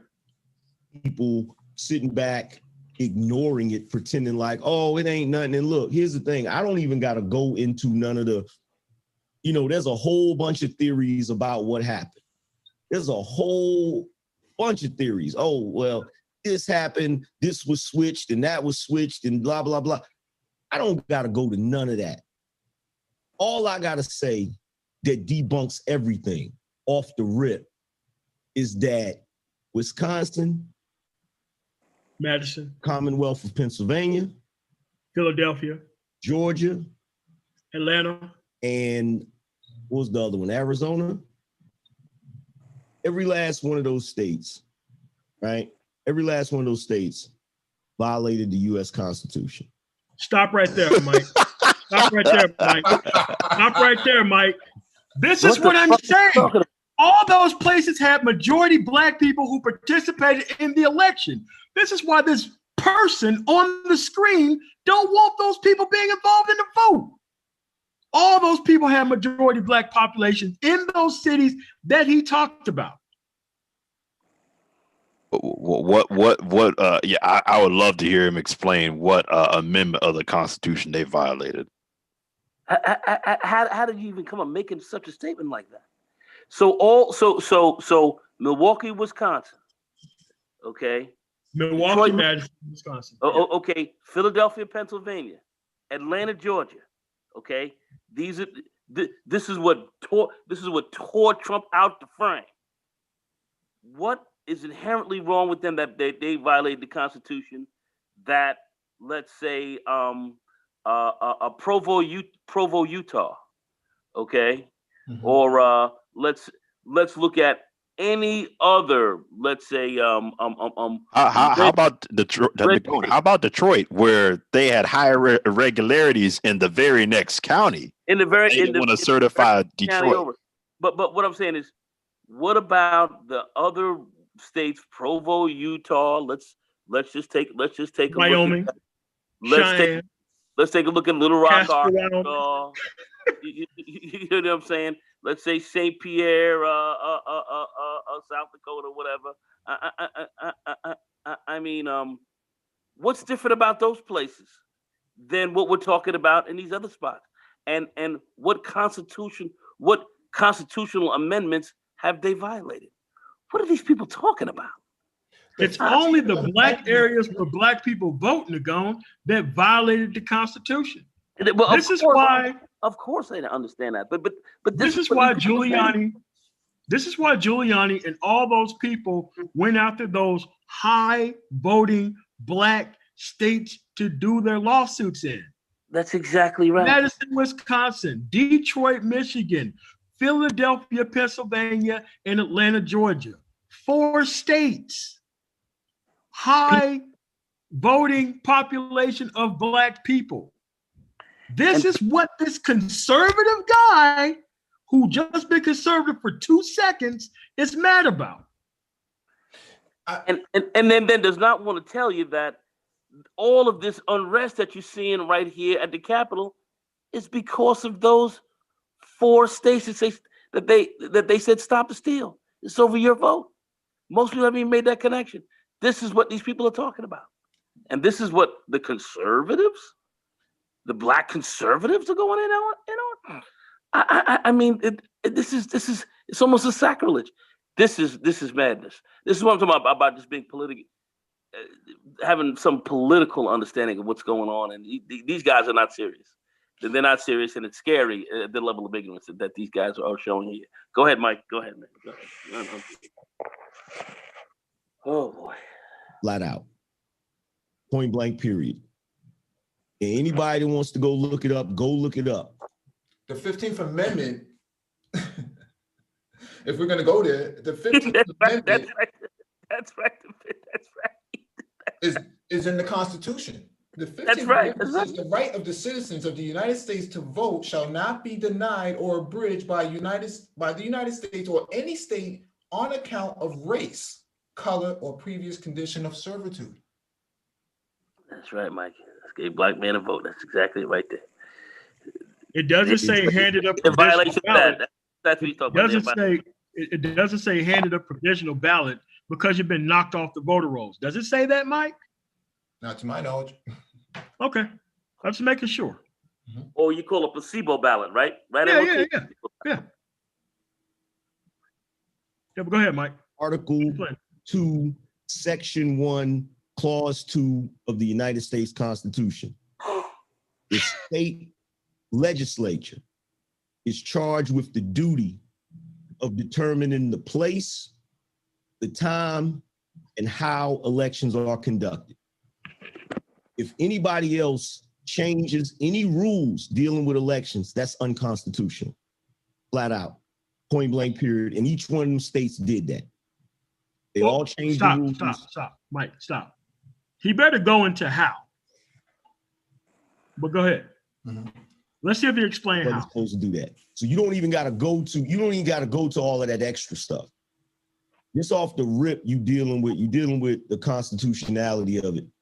And the fact that you have individuals that are willing to ignore that, that's the scariest part of it.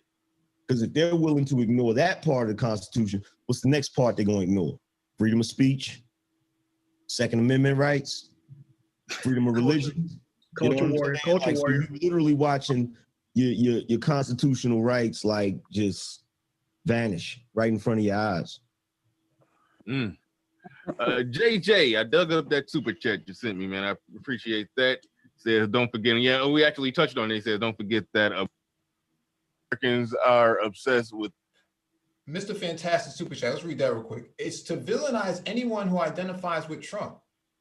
They've literally turned Trump into Hitler, Adolf Hitler, through the media. NBC said Americans are obsessed with freedom, and one woman called for a cleansing of Trump.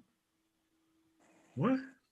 Yeah, I don't know, man. It's freedom, and one woman called for cleansing of Trump. By introducing let's read this super chat here. Male Enlightenment TV. These are the type of conversations. These are the type. Oh man. These are the type of conversations I love hear grown men have. Respect family, crypto game. All right then. Again, legislation. These two guys are talking about majority black cities where they actually counted votes, and they're mad at that. Because when they count votes, they actually have to say what they were organizing for the actual side to which they was actually participating in. And what's the unconstitutionality of the timing of this election? Where was this election in these areas untimely? Or what he's talking about as far as what went against the Constitution? They adjudicated this in 50 courtrooms and they were thrown out. What is he talking about? Never went into any type of detail. He would just say that's all you had to see. They're going to take your religion. They're going to take your guns. They're going to take our conservative ability to say ridiculous things in public over public airwaves and stuff. They're going to take that stuff away. It's like, dude, you don't have the right to do all that kind of stuff. Saying the stuff within your house is much different than saying it online or public medium. They just want there to be no consequences for what they think. Go ahead, Mike. I don't mind debating this stuff, but let's make some sense out of it. Anyway, go ahead. Oh, Mr. Fantastic. Don't forget about rainbow legislation in the first 100 days. Where's the black legislation? Why are y'all not demanding it for your vote? Why didn't you demand it from Trump? That's been my position the whole time. Why didn't guys who support the right, why didn't they go over there and demand it and redress their party? Oh, I'm a registered independent. All right, man. All right. Let me skip past all this. I can't take the way the show is being ran.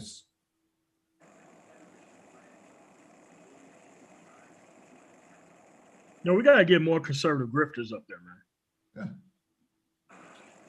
Oh, there's more. I briefly looked earlier today, but I was like, I can't do it. It's too much. Yeah. Like They make like, it seem like wait, hold on a second before I talk city talk. All right, you don't understand it. There's a log cabin Republican Party on the conservative side. There is that.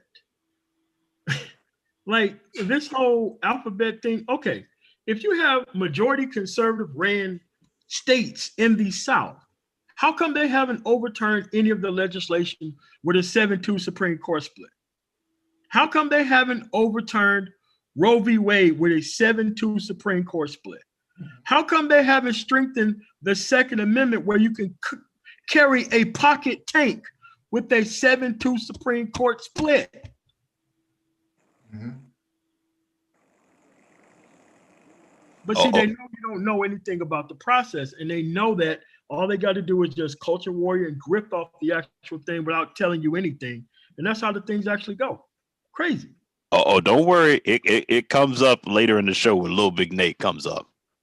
Oh man, I didn't want it, dude. I'd rather industry. I mean, you guys are talking about conservatives. When we talk from conservative, real conservative talking points, none of these people talk from that. None of them do. I had to sit down and explain to one of these other guys one time. He was on our News Talks channel, and he asked me, "Well, explain conservative to me," and I broke it down didactically for him. Broke it down from the standpoint of literally from small G government and all the basic pieces that go around it, and how conservative thinking and thought follow around this, and real conservative thinking is done through not only these key points, but through the policy initiatives that they bring about. I got a question. And none of these guys come from that. It's a culture warrior game that these guys are playing. They're not talking true conservatism. They if you look at Michael Steele as we talk about him, I would leave him right now as the shining example of true Black conservatism in the Republican Party and Republican politics.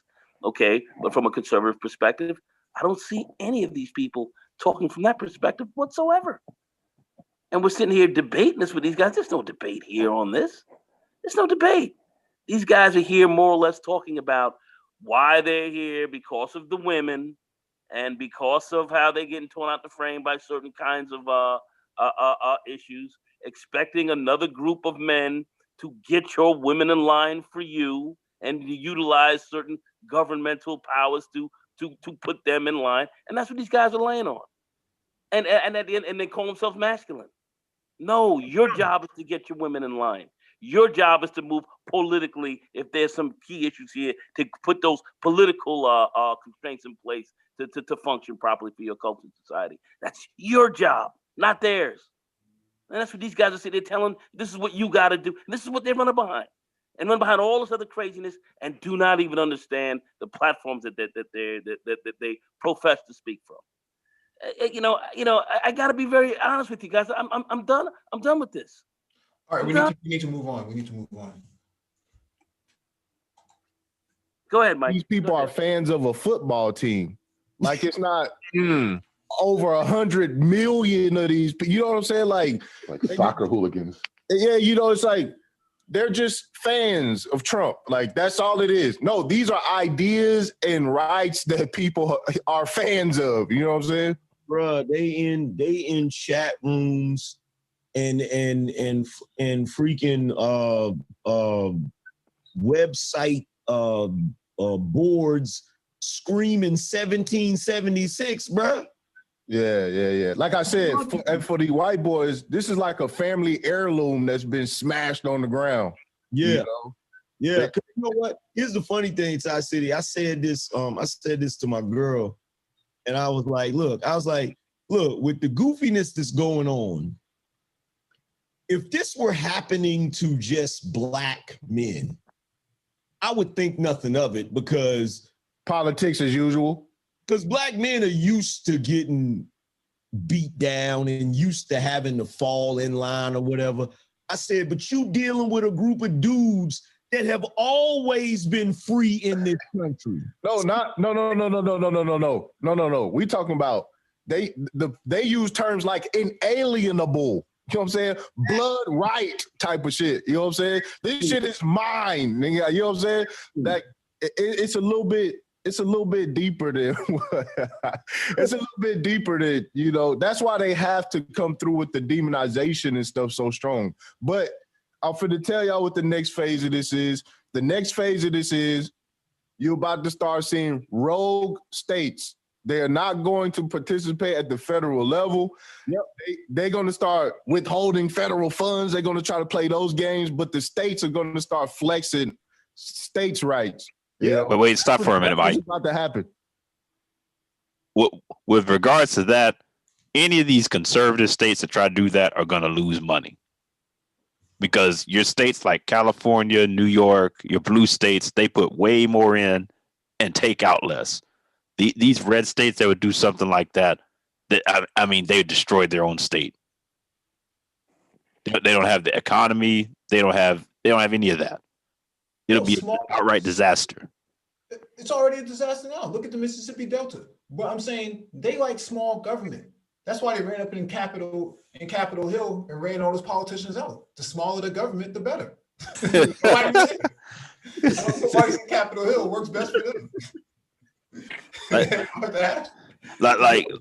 Like no state is gonna really sit back. I mean, I know they think, hey, some of these states rejected Medicaid and things like that, and Obamacare expansion. Yeah, they did. Yeah, that's one thing. But I mean, saying that you're gonna go and see, I mean, you saw what happened last time. Like I said, economies are too dependent. They're too dependent on going and recruiting these companies from these blue states to come there. So they're gonna be beholden to the corporations anyway, who aren't gonna be down with this stuff. Yeah. I mean, it's just at the end of the day, man. This is what runs the actual conversation. No specifics, no laws. How many people have actually brought up what is actually happening in the country? It's all surface level grifting. There is no specifics here. No specifics. No specifics. Shit is crazy, man. What's going on in the country? No specifics. All this stuff can be picked up by AM radio. All you have to do is listen for about 6 hours and you know exactly what's going to be said all over TV. It's not hard. But go ahead, Mike. Have you heard one policy? Policy initiative? No, it's never going to happen.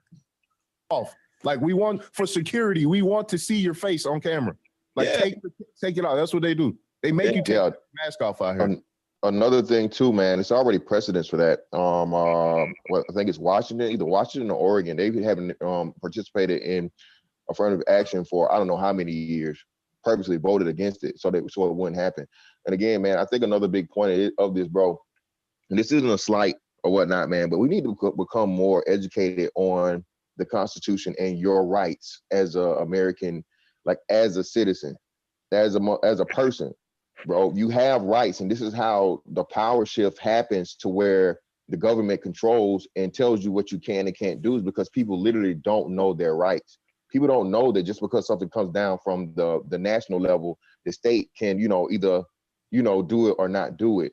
So it's a lot of uninformed people, man, and it's quite sad, when we're grown adults. But at the same time, I can't blame them because they purposely don't teach you this so stuff like this can happen. This is all a part of the plan, man. I know it's not a whole, but in conspiracy, y'all still saying conspiracy, bro, like it's like, okay, it's not a word, it's not a definition.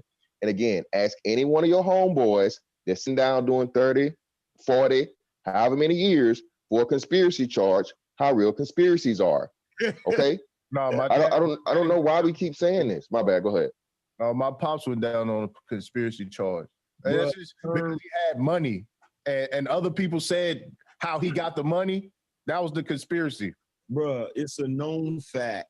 There's an ex-CIA agent that did interviews on documentaries and stuff. He said the term conspiracy theory was created by the CIA to deflect away. Platform in a while. Benard, I appreciate you letting me up, bro. Thank you. No doubt. Glad to have you back. Absolutely. Let's read this super chat right here.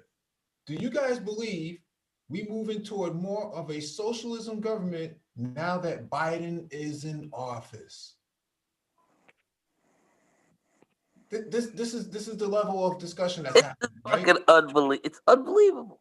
Do you guys believe we moving toward more of a socialism government? Unbelievable. Now that You don't even know what the word means. They just know that they think they can win an argument just by using the word. But look at his name, Just Be Winning. But I had no idea of what the Trump government was all about, and $2 trillion tax cuts for the super rich and so forth. Look at all the fucking giveaways this guy was fucking dropping on. It increased the debt, increased our foreign debt with the Chinese. I mean, what is this guy? These people have no. Well, then again, we want a brain trust, so there's certain things to understand. But these guys have no idea. Truly, is what's going on. Anyway, go ahead, Mike. I mean, this gets disturbing to listen to some of this. But anyway, I was going to add too, Nick, trade deficit at a 14-year high. At 14 years, I mean, I had to tell one of my boys at the frame the other day. He was talking smack. I had to just light his ass up on it and send him and send him to the graphs. And when he looked at it, he was like, "Well, hamana." You know, it's just like and these are some guys who think they know what's going on. Kind of educated guys, but want to shoot their mouths off. But we've been in this space banging away at this shit for so long. This is myotatic with a lot of us. The cats who know what's going on. But a lot of these guys they're just out of it. Don't understand. They have no idea of what went on in the Trump years. No idea. And they're talking so. Go ahead, Mike. Well, wait. Before we go forward, have we heard a plan out of any of these guys about what they were going to do if Trump won? Have we heard a plan yet? What's the plan? I want to hear the plan now that Trump has lost, because I usually hear from these people, "Oh, well, I'm going to sit back and see what the left does."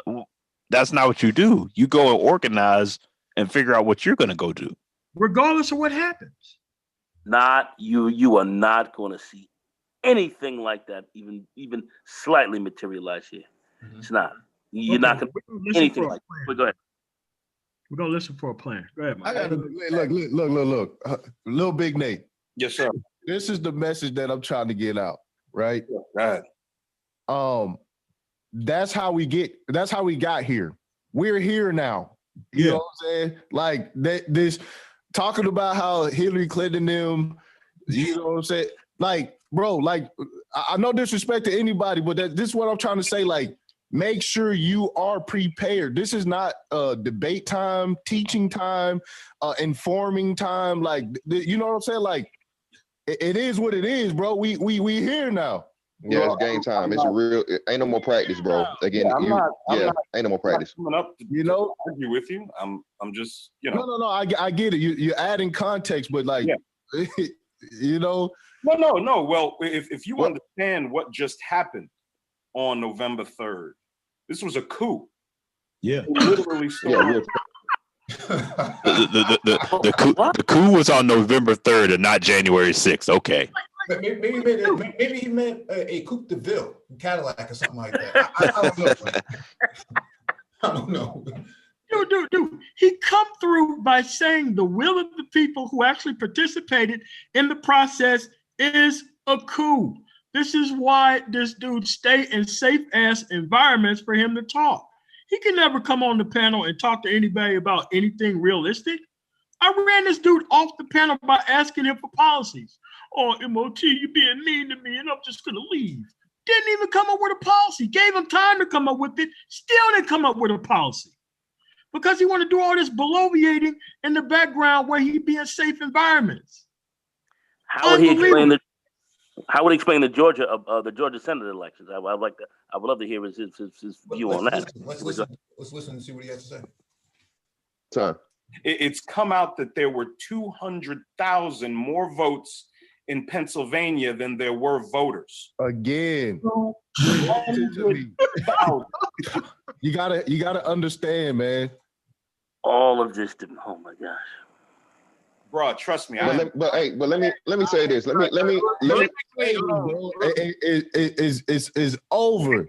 But hold on, listen. See, and I always have to keep reiterating this. I done had debates with people, and they say, but this and but that, and no, it wasn't this and what. And look, I'll be like, look, I don't even have to go into the particulars. Bro, I covered it all the way. But you should. And I know you did. You did just like I did, bro. We've been covering it the whole time. But the crazy thing is, wait. Wasn't this the same guy who was removing videos? Yeah. We've been covering this the whole time. Whoa. Disappearing track records. Didn't cover anything. Didn't cover anything. When it came to these guys actually covering the things, do they focus on something else? Yeah, that's why the whole I'm not going to go into it. Yeah, I'm not going to go into it because it makes me look bad. I'm not going to go into it because my people won't be emotionally stimulated by what I'm talking about if I talk about truth and what actually happened.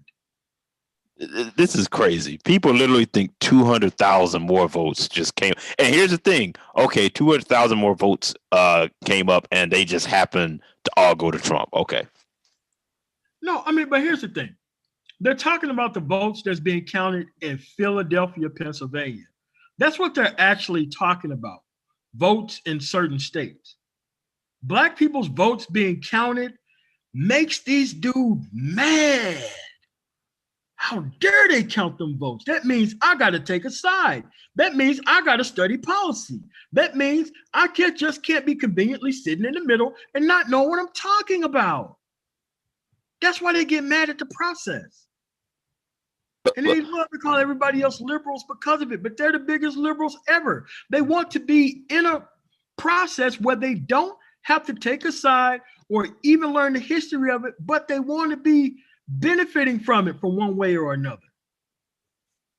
Oh, they're the biggest socialists. They don't even want to be involved in the process. But here's the kicker in all this too. When you go back to guys in this space, you know, it's all about restoring the family, man at the head, being a leader. It's like you can't lead something that you don't educate yourself on. Like, how are you going to be a leader and want to go literally affect policy that's going to affect you, your kids, your grandkids for generations to come, and you don't even want to sit down, educate yourself, and just make some basic, sensible, in your interest type of decisions?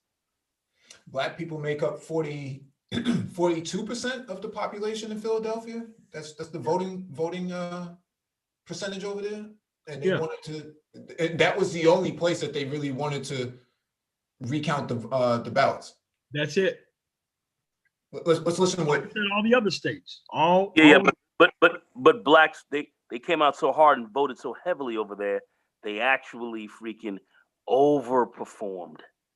That's what bothered them the most. That too many black people came out. Go ahead. No, we can't depend on their political ignorance. Bottom line is, go ahead. We here now. What should concern you and scare you more than anything in this world is every last one of those states usurp the power of the state legislators, which is a violation of Article 2, Section 1, Clause 2 of the United States Constitution. And everybody is looking at it like, oh, well. Oh, well, exactly. That's the sad part about it.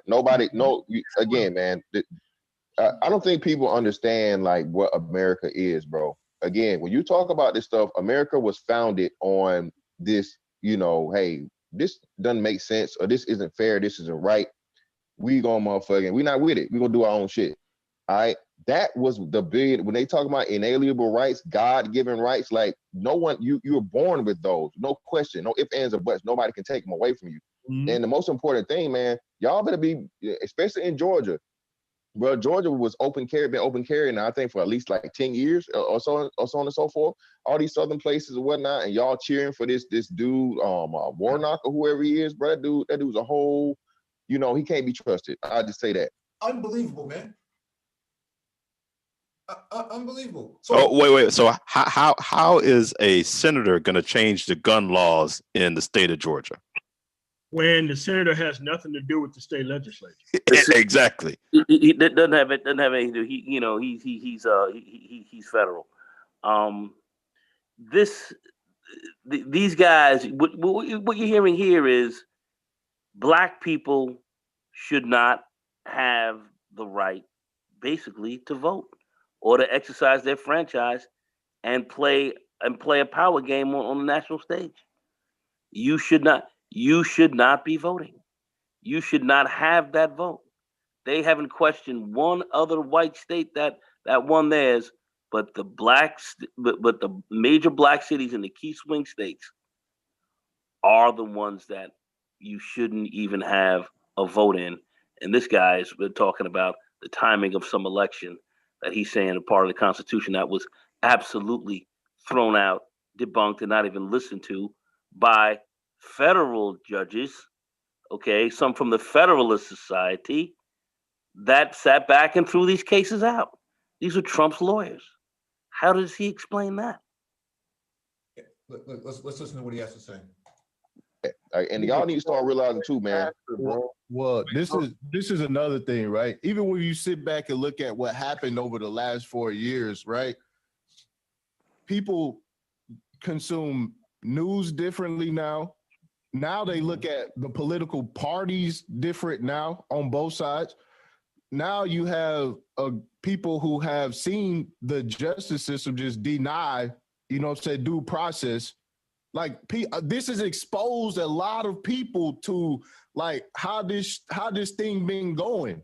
Moving forward, just the citizenship views the government differently now. Yeah, and that's why they're trying to villainize it. This is why they got it. Let me say this real quick. I want to go back. I don't know if Little Big Nate got to finish the point he was trying to make. So I want to go back to Little Big Nate. But my bad, Big Nate. Big Nate took us back to '93, man. Cut it out. Just be winning. He says, "Do you guys believe we moving toward more of a socialism government now that Biden is in office?" We already here, bro. We're already here. Yeah, I know that's. Biden wants to decriminalize transmitting HIV. What? They already did that. They did that in California. They did that in California. No, it's in California. Biden's gonna federalize it. Biden's not the state leader. Remember, he's gonna federalize this shit. So it will now. Hold on. So y'all know what that means, right? So hold on. Remember what I mentioned earlier? That 100-day, what's the name that was guaranteed? What did he guarantee in the first 100-day legislation for who? LGBT. Yep, LGBT. And he already told the black community, look, y'all should just be happy already. My presence is a present, nigga. now, where are these guys getting this stuff from? Mike, stop right there. See, like, where is this even? Where is this even at? Hold on, you have to understand when these people weaponize your innate hatred for the actual alphabet community, it leads you into believing bullshit people like you see on the goddamn screen here. Mm-hmm. That's how your political ignorance get weaponized against you, by not knowing the history of what they're talking about. They haven't cited a single law that's based on what they're talking about right now. Mm-hmm. Who is legalizing the transmission of HIV? What? How? What's the law name? It's always some culture warrior emotional grift that you cannot verify. Disinformation. And guess what? It gets you so scared that you have to keep being tuned in and actually cited on people who have not told you what the stuff is. Which causes voter suppression. Yeah, it goes back to what I was saying a while back. They got two ways to win. Either you vote for them or you don't vote at all. Yep. DC Code recommends. Can you be heard, my brother? Hey, thanks for having me on. I appreciate it, man. I missed most of this. I was over there discussing that the president don't have the ability to just say whatever he wants to say if it's going to incite a riot, and that's the reason why his actual accounts were shut down. But like I said, this suspends belief because you could say the facts, you could say the truth, and there's alternate realities that we're dealing with, man. I didn't know it was this bad. Yeah, DC. I saw it starting to go in that direction. That's why I had to balance it. I was like, this isn't gonna go anywhere. Yeah, because it's like you can say it, and it's like anyway. But yeah, thanks for having me on, man. I got to catch up, so I'm going ahead and let you guys go ahead and keep it rocking. I'm just here. I'm here though. Appreciate you. I'm DC, but they're gonna give you a run for your money for the outer rim, man. Gonna have to patent that. I don't think they want to come out to our sector, man. Our sector always there's tests and all kinds of verifications that you got to go through before heading out to the outer rim. So I already invited them. I already invited you, man. Come on through. We can have a discussion, but if it gets to the point where we cannot basically believe in reality, and that you have some kind of suspended belief system without proof, then that says everything that it needs to say. There is no discussion at that point. Don't realize that the Dems control the media institutions and the academia. A lot of vets and conservatives and have munitions. And let me address something that just popped up in the chat room. Look, bro, Nubian Black. Stop saying the Constitution does not include Black people. You don't know what you're talking about, bro. Can I address that? Yeah, absolutely. I know that's fantastic right there, asking for the link. Let me read Zero real quick. There's a couple of them. Look, I appreciate everybody sitting in the super chat. I might not be able to get to all of them. We got 2 live of a panel, but I do appreciate all the support. Zero came back in here. He says, also, balkanized states is not new. It happened in recent history. Former Yugoslavia, anyone. No one is paying attention. Thank you for the super chat. Zero. I'm trying to scroll down to the bottom. I know I missed some, but I gotta hand it over to Lil Big Nate. Appreciate everybody coming through with all the support. Appreciate you. Go ahead, Lil Big Nate. You got it. I tell you, man. You know, I've had to deal with some family stuff, and I just kind of sitting in the clouds for the last month and a half or so. And it becomes more and more disgusting to hear these feckless fucking niggas talk about how we're not invested in this country. We're more invested in this country than 95% of the Caucasians in this country. Facts. Many of the white people in this country their lineage are immigrants. We've been here for centuries. Everything that goes on in this country has to do with us. You are. If you don't want to be a man, bro, just say so. If you don't want to be a man, if you want to vote, if you want to be a part of the Luciferian left, if you want to be a part of the party. This is coming from guys who are literally screaming about they think the government is going to put their women back in line. They can't stand the women. These are the guys who are giving you advice about manhood. Asking for the government and Trump and these guys to put your woman back in place. Go ahead. Okay, but here's the other thing. You haven't heard anything about policy yet. It's all culture warrior, bluster, and nonsense. Not one policy. Not one policy. He's been in the clouds because he can't go anywhere.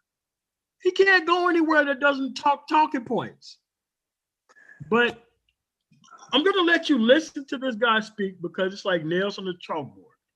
But this guy talks nothing but straight culture warrior nonsense. No policies. Nothing. Go ahead, Mike. The boys can be princesses too party. Just take that. Yo. And go fucking be it. This ain't recruitment time, man. Listen, man, we gotta. But no, hold on, wait. Hold on. No, we really do. That little big name. Hold on. Books are closed, bro. No, Benard trying to say something. Everybody listen. That's Zitty. You gotta let Lil Big Nate cook. I understand where you're trying to steer the conversation. Why does he have to cook about? No. They want this dumb motherfucker to talk. uninterrupted because he don't talk about anything. Mm-hmm. He don't talk about man anything. Nah, let him go there. Somebody needs to always got to interrupt. Yeah, somebody need to hear shit, man. Somebody need to hear what he's saying. I know you passed it, Ty City. We've been saying it, bro. You trying to take it somewhere else, but somebody need to hear what Little Big Nate talking about. So don't It's let the man never go. been theft and fraud of an election has never been this blatant and this obvious. 76 million Americans had their votes invalidated, including my son, who voted for the first time in this election. You think this is going to go by with just some niceties and some platitudes and some let's all move on from this? You're out your fucking mind, okay? People are sick of this shit. Wait, stop for a second, Mike. Not going to stop till every one of our sons is in a dress, all right? Okay. Wait. What policy is he talking about that's going to do that? How did 76 million people's voice got overturned? Did he even address the other side of the people who got more votes than the 76 million? Those don't count. Yeah, those votes don't count.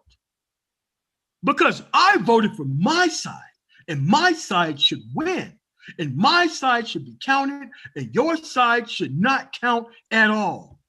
The only votes that count is 76 million, and my son voted for the first time, and he didn't win.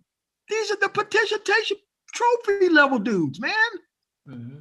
What are you talking about? Oh my God, go ahead, man. Nah, I was gonna quickly say with that rhetoric, you got to be careful. We were talking about this on the other on Art's panel. You know, with what happened Wednesday, they're gonna really start cracking down on this stuff. And if you even sound like you're gonna even try to start something, you might get pulled into one of those vans like they were doing in Seattle. They're not going to stop. They have made it abundantly clear. And it would seem that much of Black America is in tune and in step with this. I mean, granted, you know what's interesting? I read so many articles that said that if Trump receives just 20% of the Black male vote, this would be a landslide of epic proportions. Not only did he receive 20+% of the vote, he doubled his Black vote among Black women. Okay? Ruby Freeman, HUD Conservatives done content on her. She was in Georgia. She was a poll worker, her and her daughter. She talked about all the Black men and women who had voted for Trump and how she turned the votes around. Video of her actually taking Biden ballots and recounting them, thousands of them. The fraud is on fucking video, and it doesn't matter. This is what scares the hell out of me, all right? Stop right there, Mike. What state was it? And if it happened within that state, how come this actual information that's on tape that he has didn't make it to a courtroom? How come he has this information and Rudolph Giuliani did not have this information? Not only that, MOT, when he's talking about this Ruby woman, this was in Atlanta, GA. You did on the 1 hour call that Trump had with the Secretary of State in Atlanta, GA, and his attorneys and all that. He brought this Ruby woman up, and this man made mincemeat out of him. Said we looked at everything, and this Ruby woman you're talking about and all the stuff is bullshit because every single vote that we've had that's been scanned does not match up with what you're saying. Didn't happen. I mean, but they did happen. All this other stuff. But go ahead, Mike. And these are Republicans. He debunked the president himself. The president had to back up off of it. And I'm listening to this guy screaming. That's why they're gonna be shutting these guys down talking this crazy. All right, go ahead, Mike. Every single media platform is now culpable in this crime. There is not one, not even Fox News stood up against what was going on. They all said there's nothing to see here, look away. these ridiculous claims of fraud. You know, none of them have any standing. My fear is, what the fuck do they have planned for us? What do they have planned for us for all of them to be involved in this? Even Fox News involved. What do they have planned for us?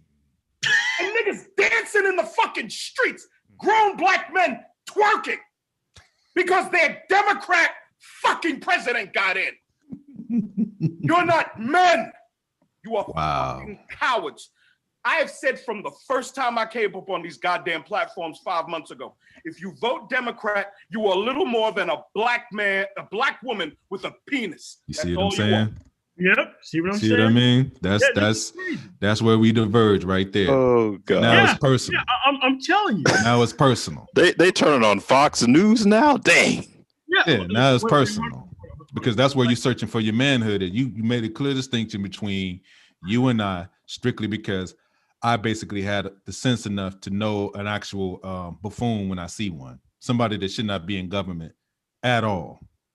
This is why I jump on panels and I push back against people who push this sort of content, man, and allow this sort of content, this sort of rhetoric to be pushed on their panels, man.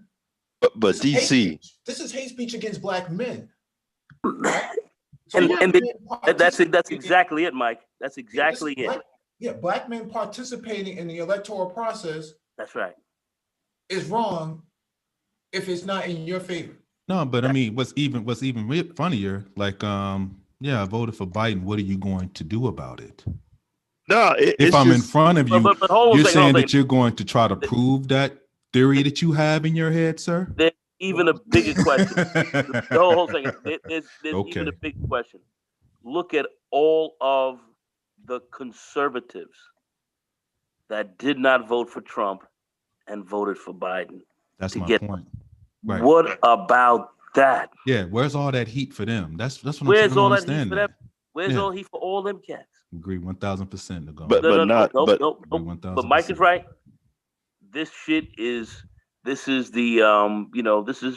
black male misandry, man. Well, they're searching for manhood in the wrong place. This is against they're searching for manhood in the wrong place, man. Yeah. That's the thing that's killer. It's like you're really gonna call one person a man and one not based on two political on a differing political, not even ideology, just voting differently. We can't even have a normal conversation. And Trump is the person that you're with, saying that you're the man and I'm not because I voted for Biden. Dangerous, man. These cats are dangerous, man. Like the logic of that. Come on, bro. Your manhood rests on him. Right. That's what I'm saying. On a coward basis. He's a coward. This shit is crazy, bro. Yeah, Donald Trump is a coward. It's been proven. I was gonna say, as much as she gets heat in this space, look at how Stacey Abrams handled her loss and compared to Trump.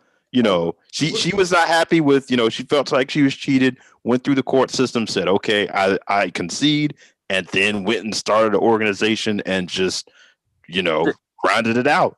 And it wasn't even for her. It was, Warnock benefited off it first. It's partly for her, but it was for everyone else as well. I have to give her credit. She's going to see at least the benefit from it last, though. Warnock saw it first. Well, she's teeing up Kemp. Kemp knows he knows actually what happened, and he finished. He already knows this. And Trump said, yeah, Stacey Abrams made a bitch out of all you guys. Stacey Abrams, man, she made fools out of all y'all. Yo, because Trump, she made a fool out of you too, nigga. She got you. Oh, man. So people don't get or neither understand. You heard all of this high-strung emotion, and then a guy crying about, well, what are they gonna do? What are they gonna do to us? It's like, what happened? You was a whole man for 2 seconds. Then 5 seconds go by, you're concerned about what the actual argument is here. Like, I don't get this. They still haven't cited policy yet. Right. And once you start to talk like this and you never have to talk about policy, this is why this stuff gets you guys. They get you with the homophobic, they're gonna put your boy in a dress. And it's like, dude, what are you talking about? No one is making that decision for you, but they want to scare you with things that don't even exist. Yeah, how MOT, many I want to ask you restrictions? this. I want to ask MOT this very quickly.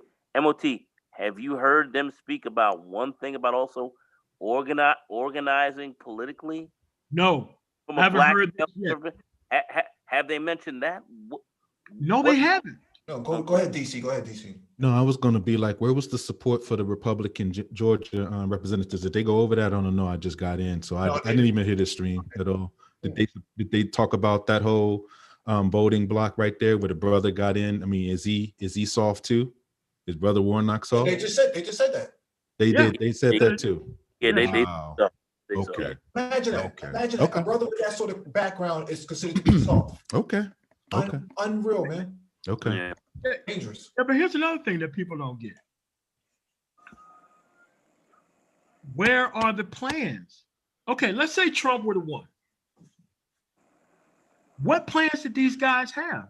Dude, they was just going to sit back and troll their way through the next 4 years with no plan. Yeah. With no plan to do anything. This is what was going on within the environment. Yeah, and they would have rolled his tweets into basically the That's what they wanted to do. whole 4 years. His whole publicity stunts and bloviating and talking tough and all that, and they just would have just rolled that. No policies to speak of, not shutting down abortion, not doing anything that these guys are talking about, not changing the culture. It doesn't change. They haven't changed it. Okay. They haven't changed anything that's basically that they're speaking about for the 4 years that he's been put forth in office. He hasn't put any kind of legislation of any kind of consequence to shut any of this stuff down that's going to basically turn the culture around because the environment doesn't call for it. He cannot do that.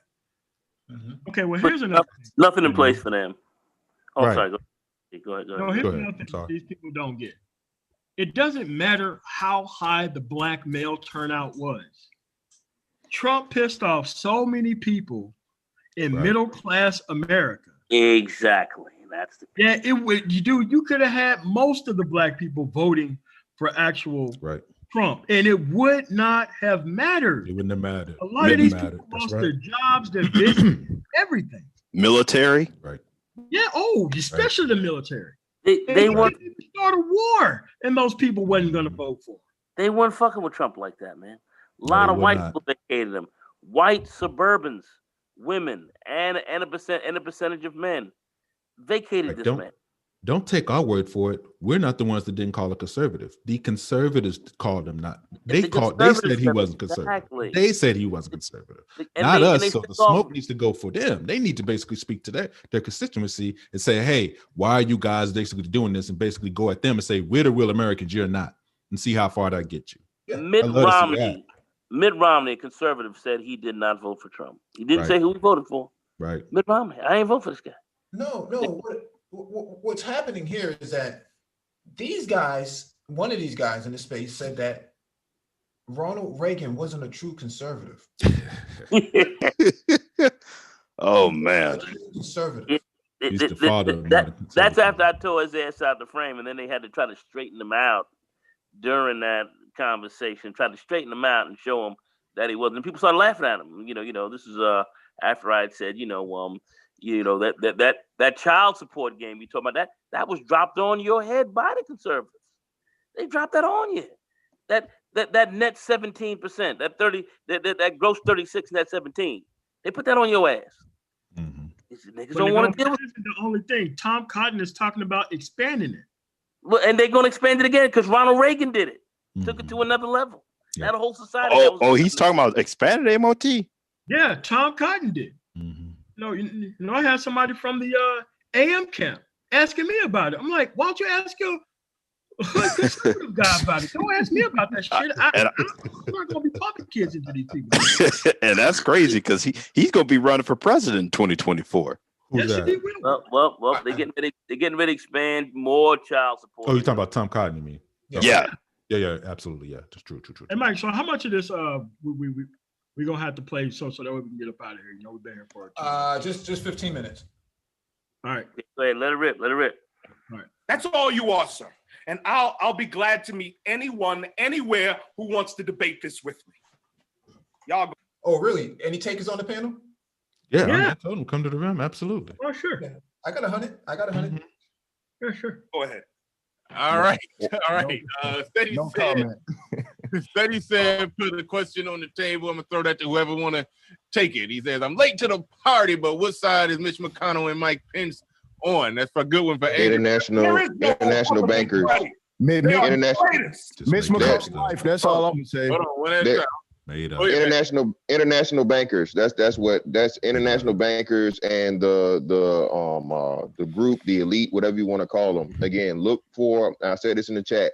Look for Mitch McConnell to get a major position in a United Nations position or the Council of Foreign Relations. Wait, all what? these people that are flipping, bro. Let it go. Yeah, all right. They was doing the whole thing. Is he saying in a Biden administration? All I gotta say is Kara Quigley, look it up. Tragedy and Hope, look it up. All these people, bro. John Rhodes, look it up. Again, all this stuff is for you to look up for yourself. But just a little point to So don't provide the sources. Just tell us to look it up. All right.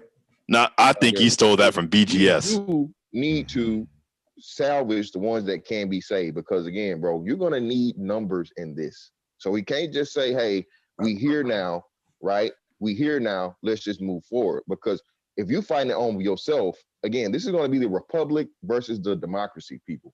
All right. If you understand, start looking up the whole purpose of the republic. The democracy just means the majority rules. Okay. And we know who the majority are. The majority are the uninformed motherfuckers. That's why the Democratic Party is the way it is. Okay. So we do need as many people that are actually informed and invested into their rights, bro, their God-given rights as Americans to come in as much, especially for black dudes, bro. Because again, as a black dude, you told what? America with 3 Ks, racism, all this other shit. This place ain't for you, this country ain't for you. When, like you said, you look at the history, bro. Black people, like you can't say black people built the country, but then say black people ain't got shit to do with the country. That's a fucking oxymoron. That's a fucking contradiction. It makes no sense. So you got to start getting more invested, bro. And we got to start motherfucking understanding that shit because this is finna to move fast, people. The reason why all this shit was so blatant and sloppy and what it is, what it's not, because again, the people you see, those are just figureheads. Those are just fronts. Nancy Pelosi, Mitch McConnell, Joe Biden, even Donald Trump to some degree. But the people don't understand about Donald Trump is just like JFK, just like Ronald Reagan, just like plenty of politicians, what you have sometimes, you have people that say, hey, man, no, I'm not with this shit. You have rogue operatives. You have people that go against the grain. Lincoln. So, my bad. What'd you say? No, nothing. Just keep going, man. Yeah. Lincoln too. If anybody's ever had an attempt on their life or been assassinated, it's because they refuse to get down, usually something to do with the Federal Reserve System, man. Start doing your research on this shit. Just saying, bro. Start doing it, bro. They literally told you, the creature that came from Jekyll Island. Read that book. Look it up.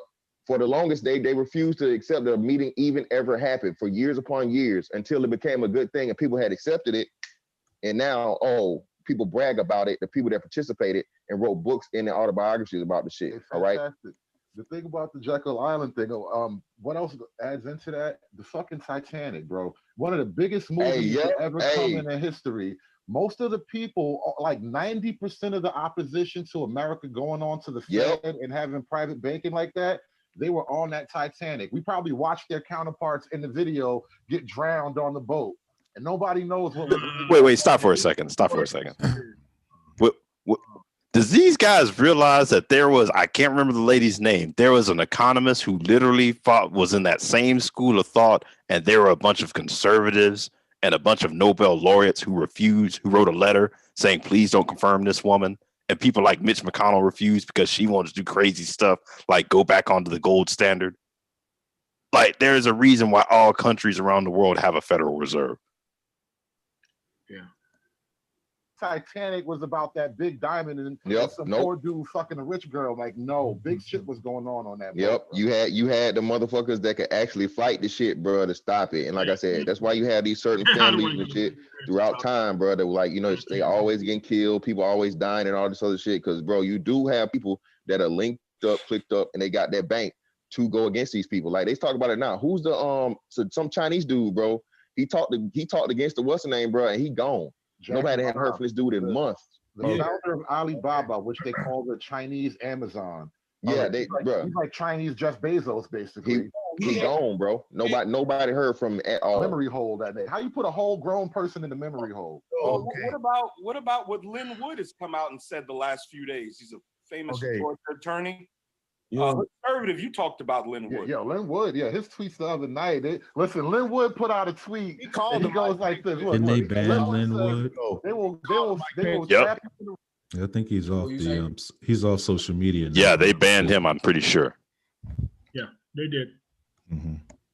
Go ahead, you can play it. So what ended up happening is it came up where Hayes actually won the Electoral College, but Tilden won the popular vote by 51%.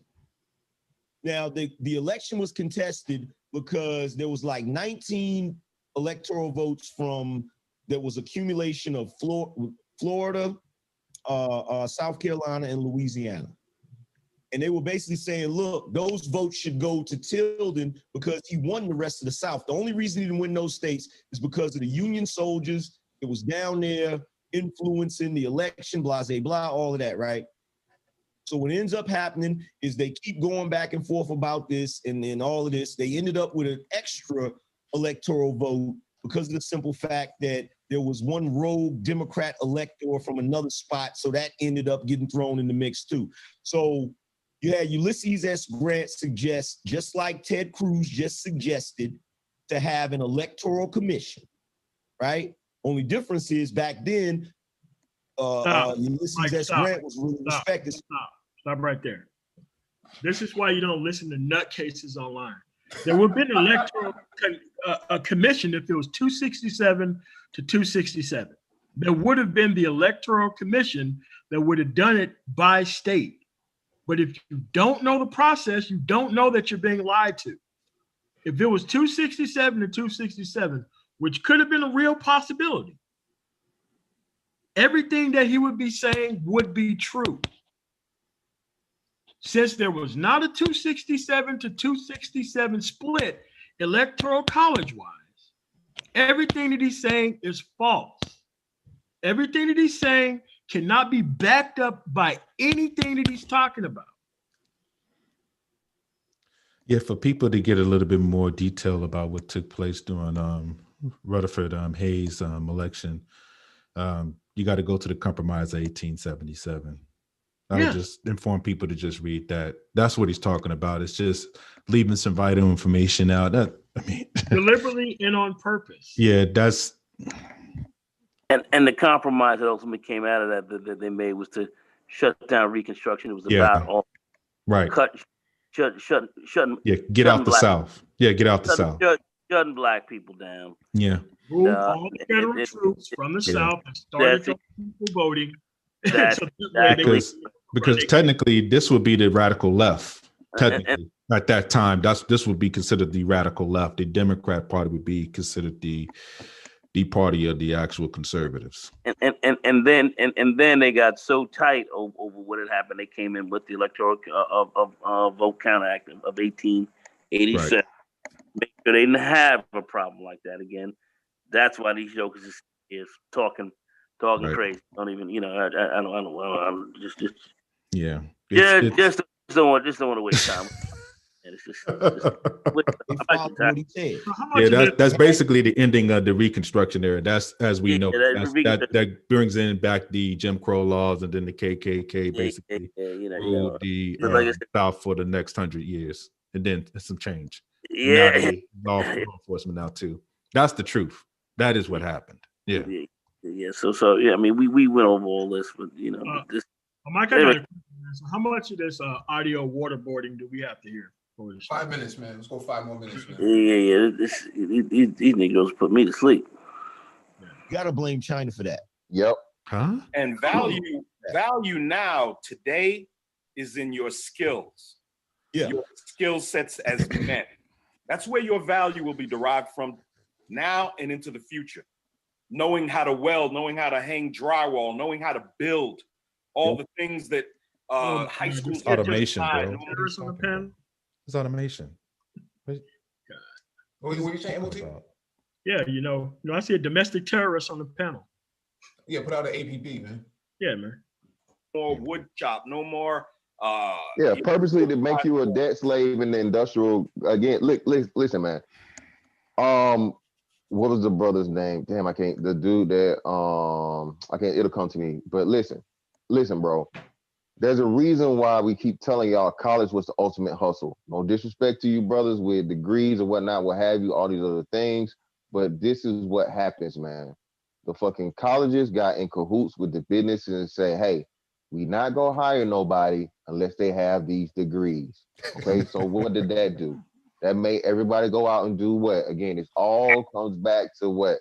The motherfucking central fucking bankers and international bankers. Stop right there, Mike. Just stop right there, Mike. People in the building always. Nobody told people to go out to get a bullshit degree that doesn't have anything to do with the actual career field. That's a personal choice. Were there people getting jobs with BS degrees? Yes. Did you expect to get a job with a BS degree?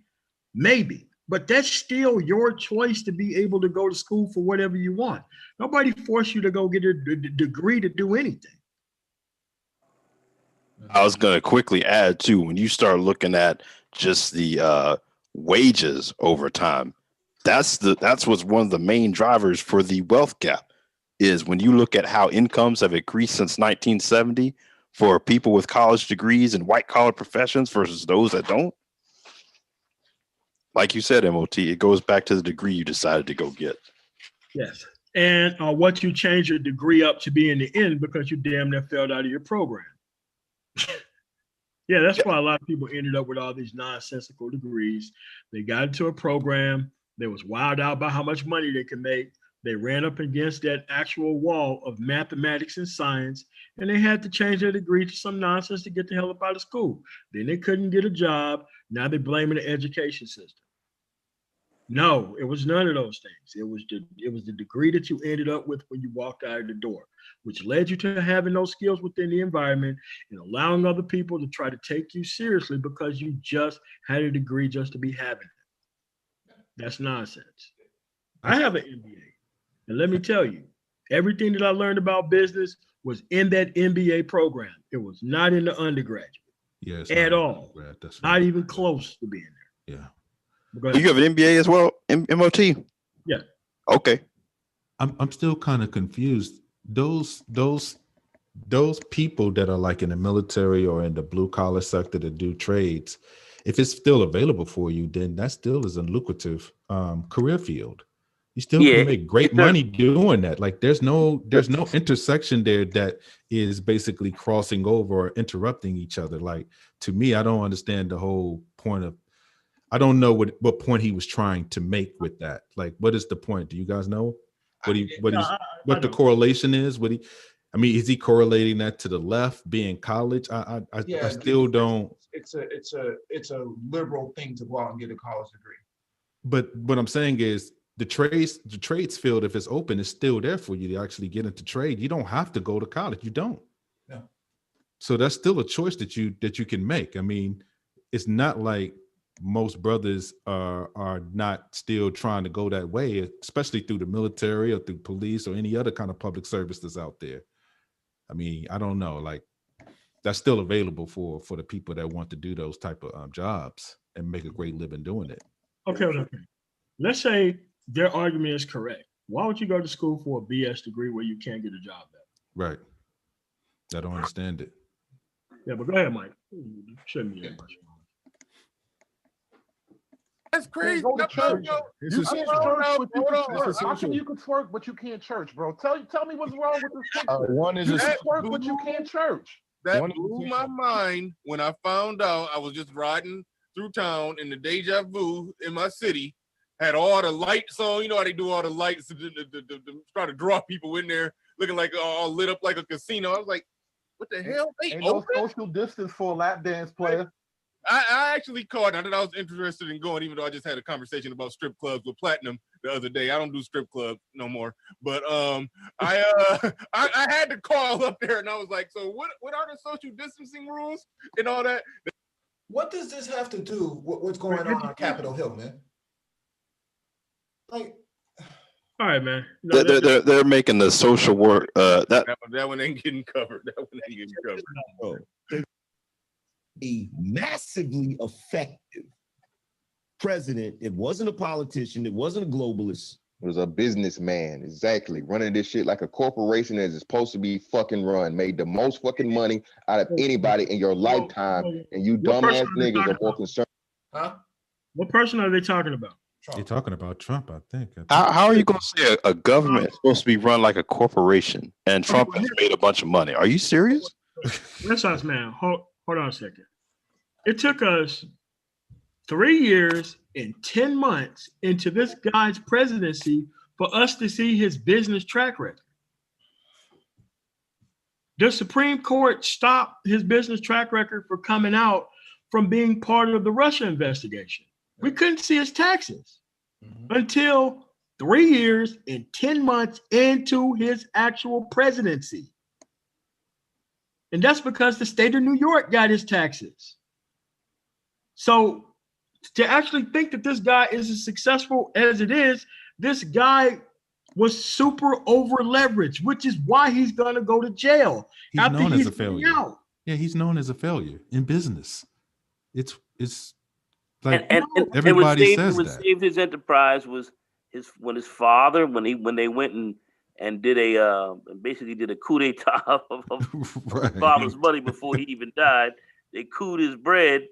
That's where he got an extra $400 million to literally to pump into his, massively bleeding operations.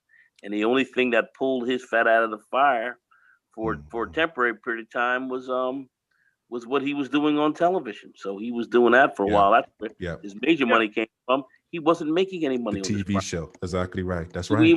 He wasn't making any money on his properties. His father's money was what kept him alive. Now his father died with $899 million. He almost had $1 billion in cash, and he and his brother split it up. He got his niece running around right now, Mary Trump, tearing him out in the frame all over TV. So she basically got pissed off because she, they lied to her about what the inheritance was and cut her out and took most of the bread. And that's what she's really mad about more so than anything else. But but she's been dead on the money about how this guy operates. But at the end of the day, this guy was not successful in business. He had crazy debt, fucked everything else over. And you can just go right down to the board. You can go to the boardwalk down in Jersey and just on the Jersey Shore and Atlantic City and see and just look at it. Just playing the last couple minutes of this. Concerned about his political affiliation. This is what's wrong with you niggas. Donald Trump's ideology was America first. And look, listen, man, it's over, man. We gotta focus on where we going, dog. Because we was around this bitch saying, debated and like. Hey, bro, I get what you're saying, Todd. Look, bro, you see what I'm saying, bro? I was trying to tell him. Look, people need context, bro. People have to know what happened. Look, they don't even give context, man. They didn't care. Look, fam, I can't speak for everybody else. You feel what I'm saying? Good. All I know is I'm gripped up, clipped up. That's it. Straight up. I got mad bottles of water, canned goods and shit, man. Nigga, I lost all my guns. I don't know what the hell y'all talking about. All my guns been stolen or lost in a boating accident. I ain't got shit. None of mine was never registered the legal way. You know what, Mr. Fantastic? That's a hell of a coincidence. I just happened to lose mine in a boating accident. Hey. Nobody know about mine. Ain't none of their business. You know what I'm saying? They coming after that too. Ghost guns for all of us who built our shit outside of the fucking system, the legal way. You know what I'm saying? They finna put a stop to. Wow, is he telling on himself? What is this? Wow. All right.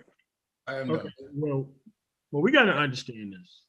That you have to understand that the country is not supposed to be run like a private corporation. A private corporation is run like a dictatorship. Right.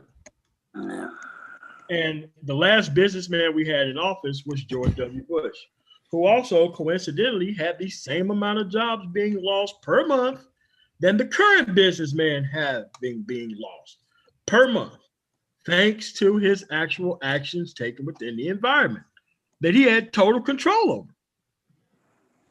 by not believing in experts.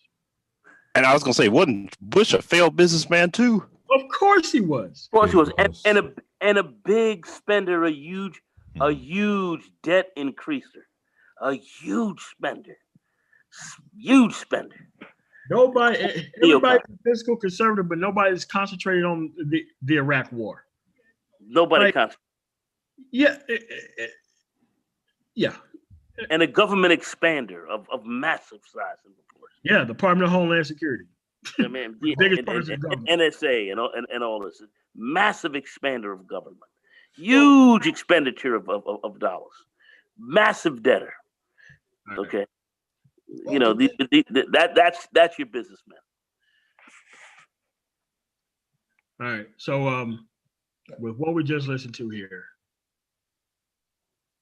you're going to continue to be politically taken control over as long as you don't know the history of the country. Because those people said nothing about the history. Everything was gaslighting. Everything was for this reason or that reason, or fake masculinity, or trying to leverage your discontent with the alphabet community who's really not doing anything to you.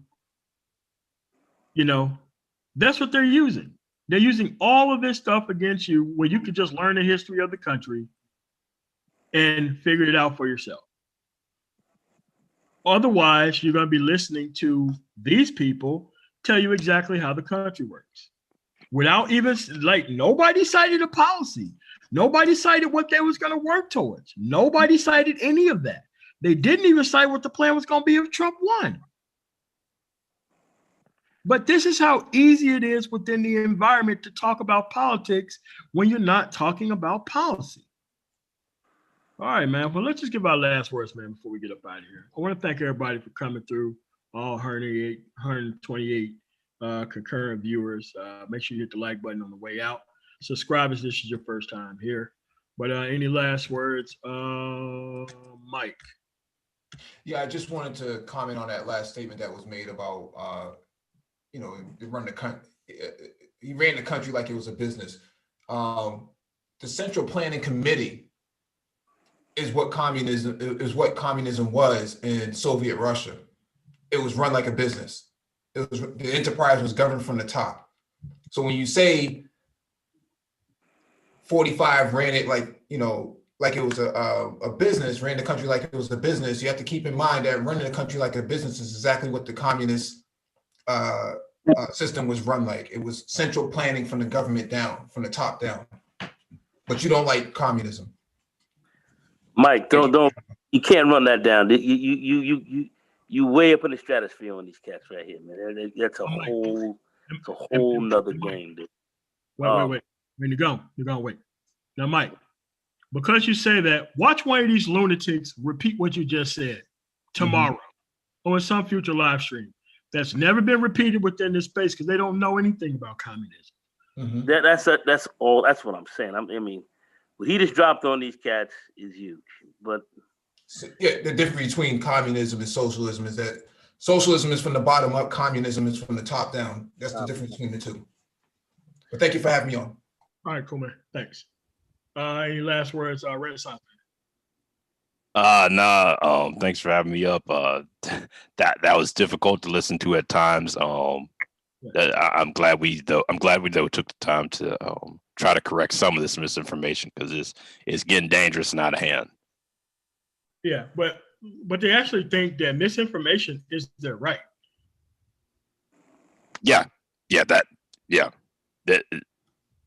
Trump's has taken it to a whole nother level, and it's just going to be a lot of fallout, not in a good way from this stuff.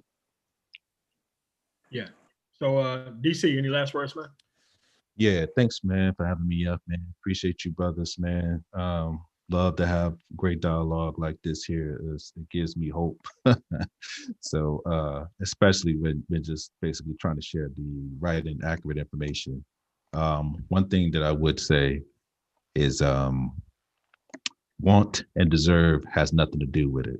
Want and deserve has nothing to do with it. What it is what it is. Reality trumps all. Hint, hint. And he's going to pack his shit January 20th. I'm gone. All right, man. Thanks for coming through, DC. Yes, sir.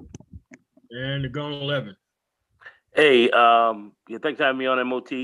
Good information dropped here. Let's stay informed. That's it. Thanks, man. Have a great night, you guys.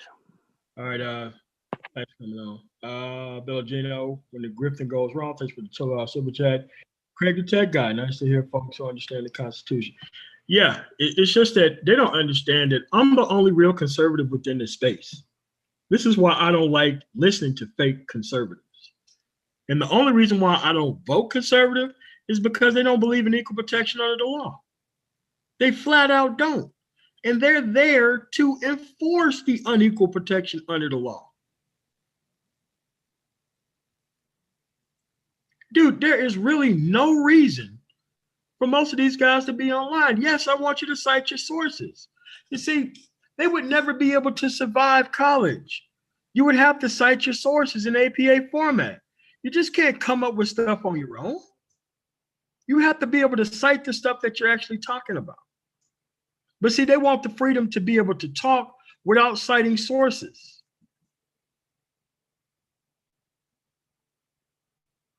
This is what you have going on within this space. They're leveraging a couple of things. They're leveraging the fact that you don't know American history. They're leveraging the fact of your discontent with the counterpart within the environment. And they're leveraging your discontent with the perceived threat of the LGBT community, which ain't got nothing to do with you. And they wrap this all up in some sort of scaremongering to tell you that somehow you're not going to feel like a man tomorrow, or your guns are going to be taken, or you can't practice your religion, and all this other idiocy.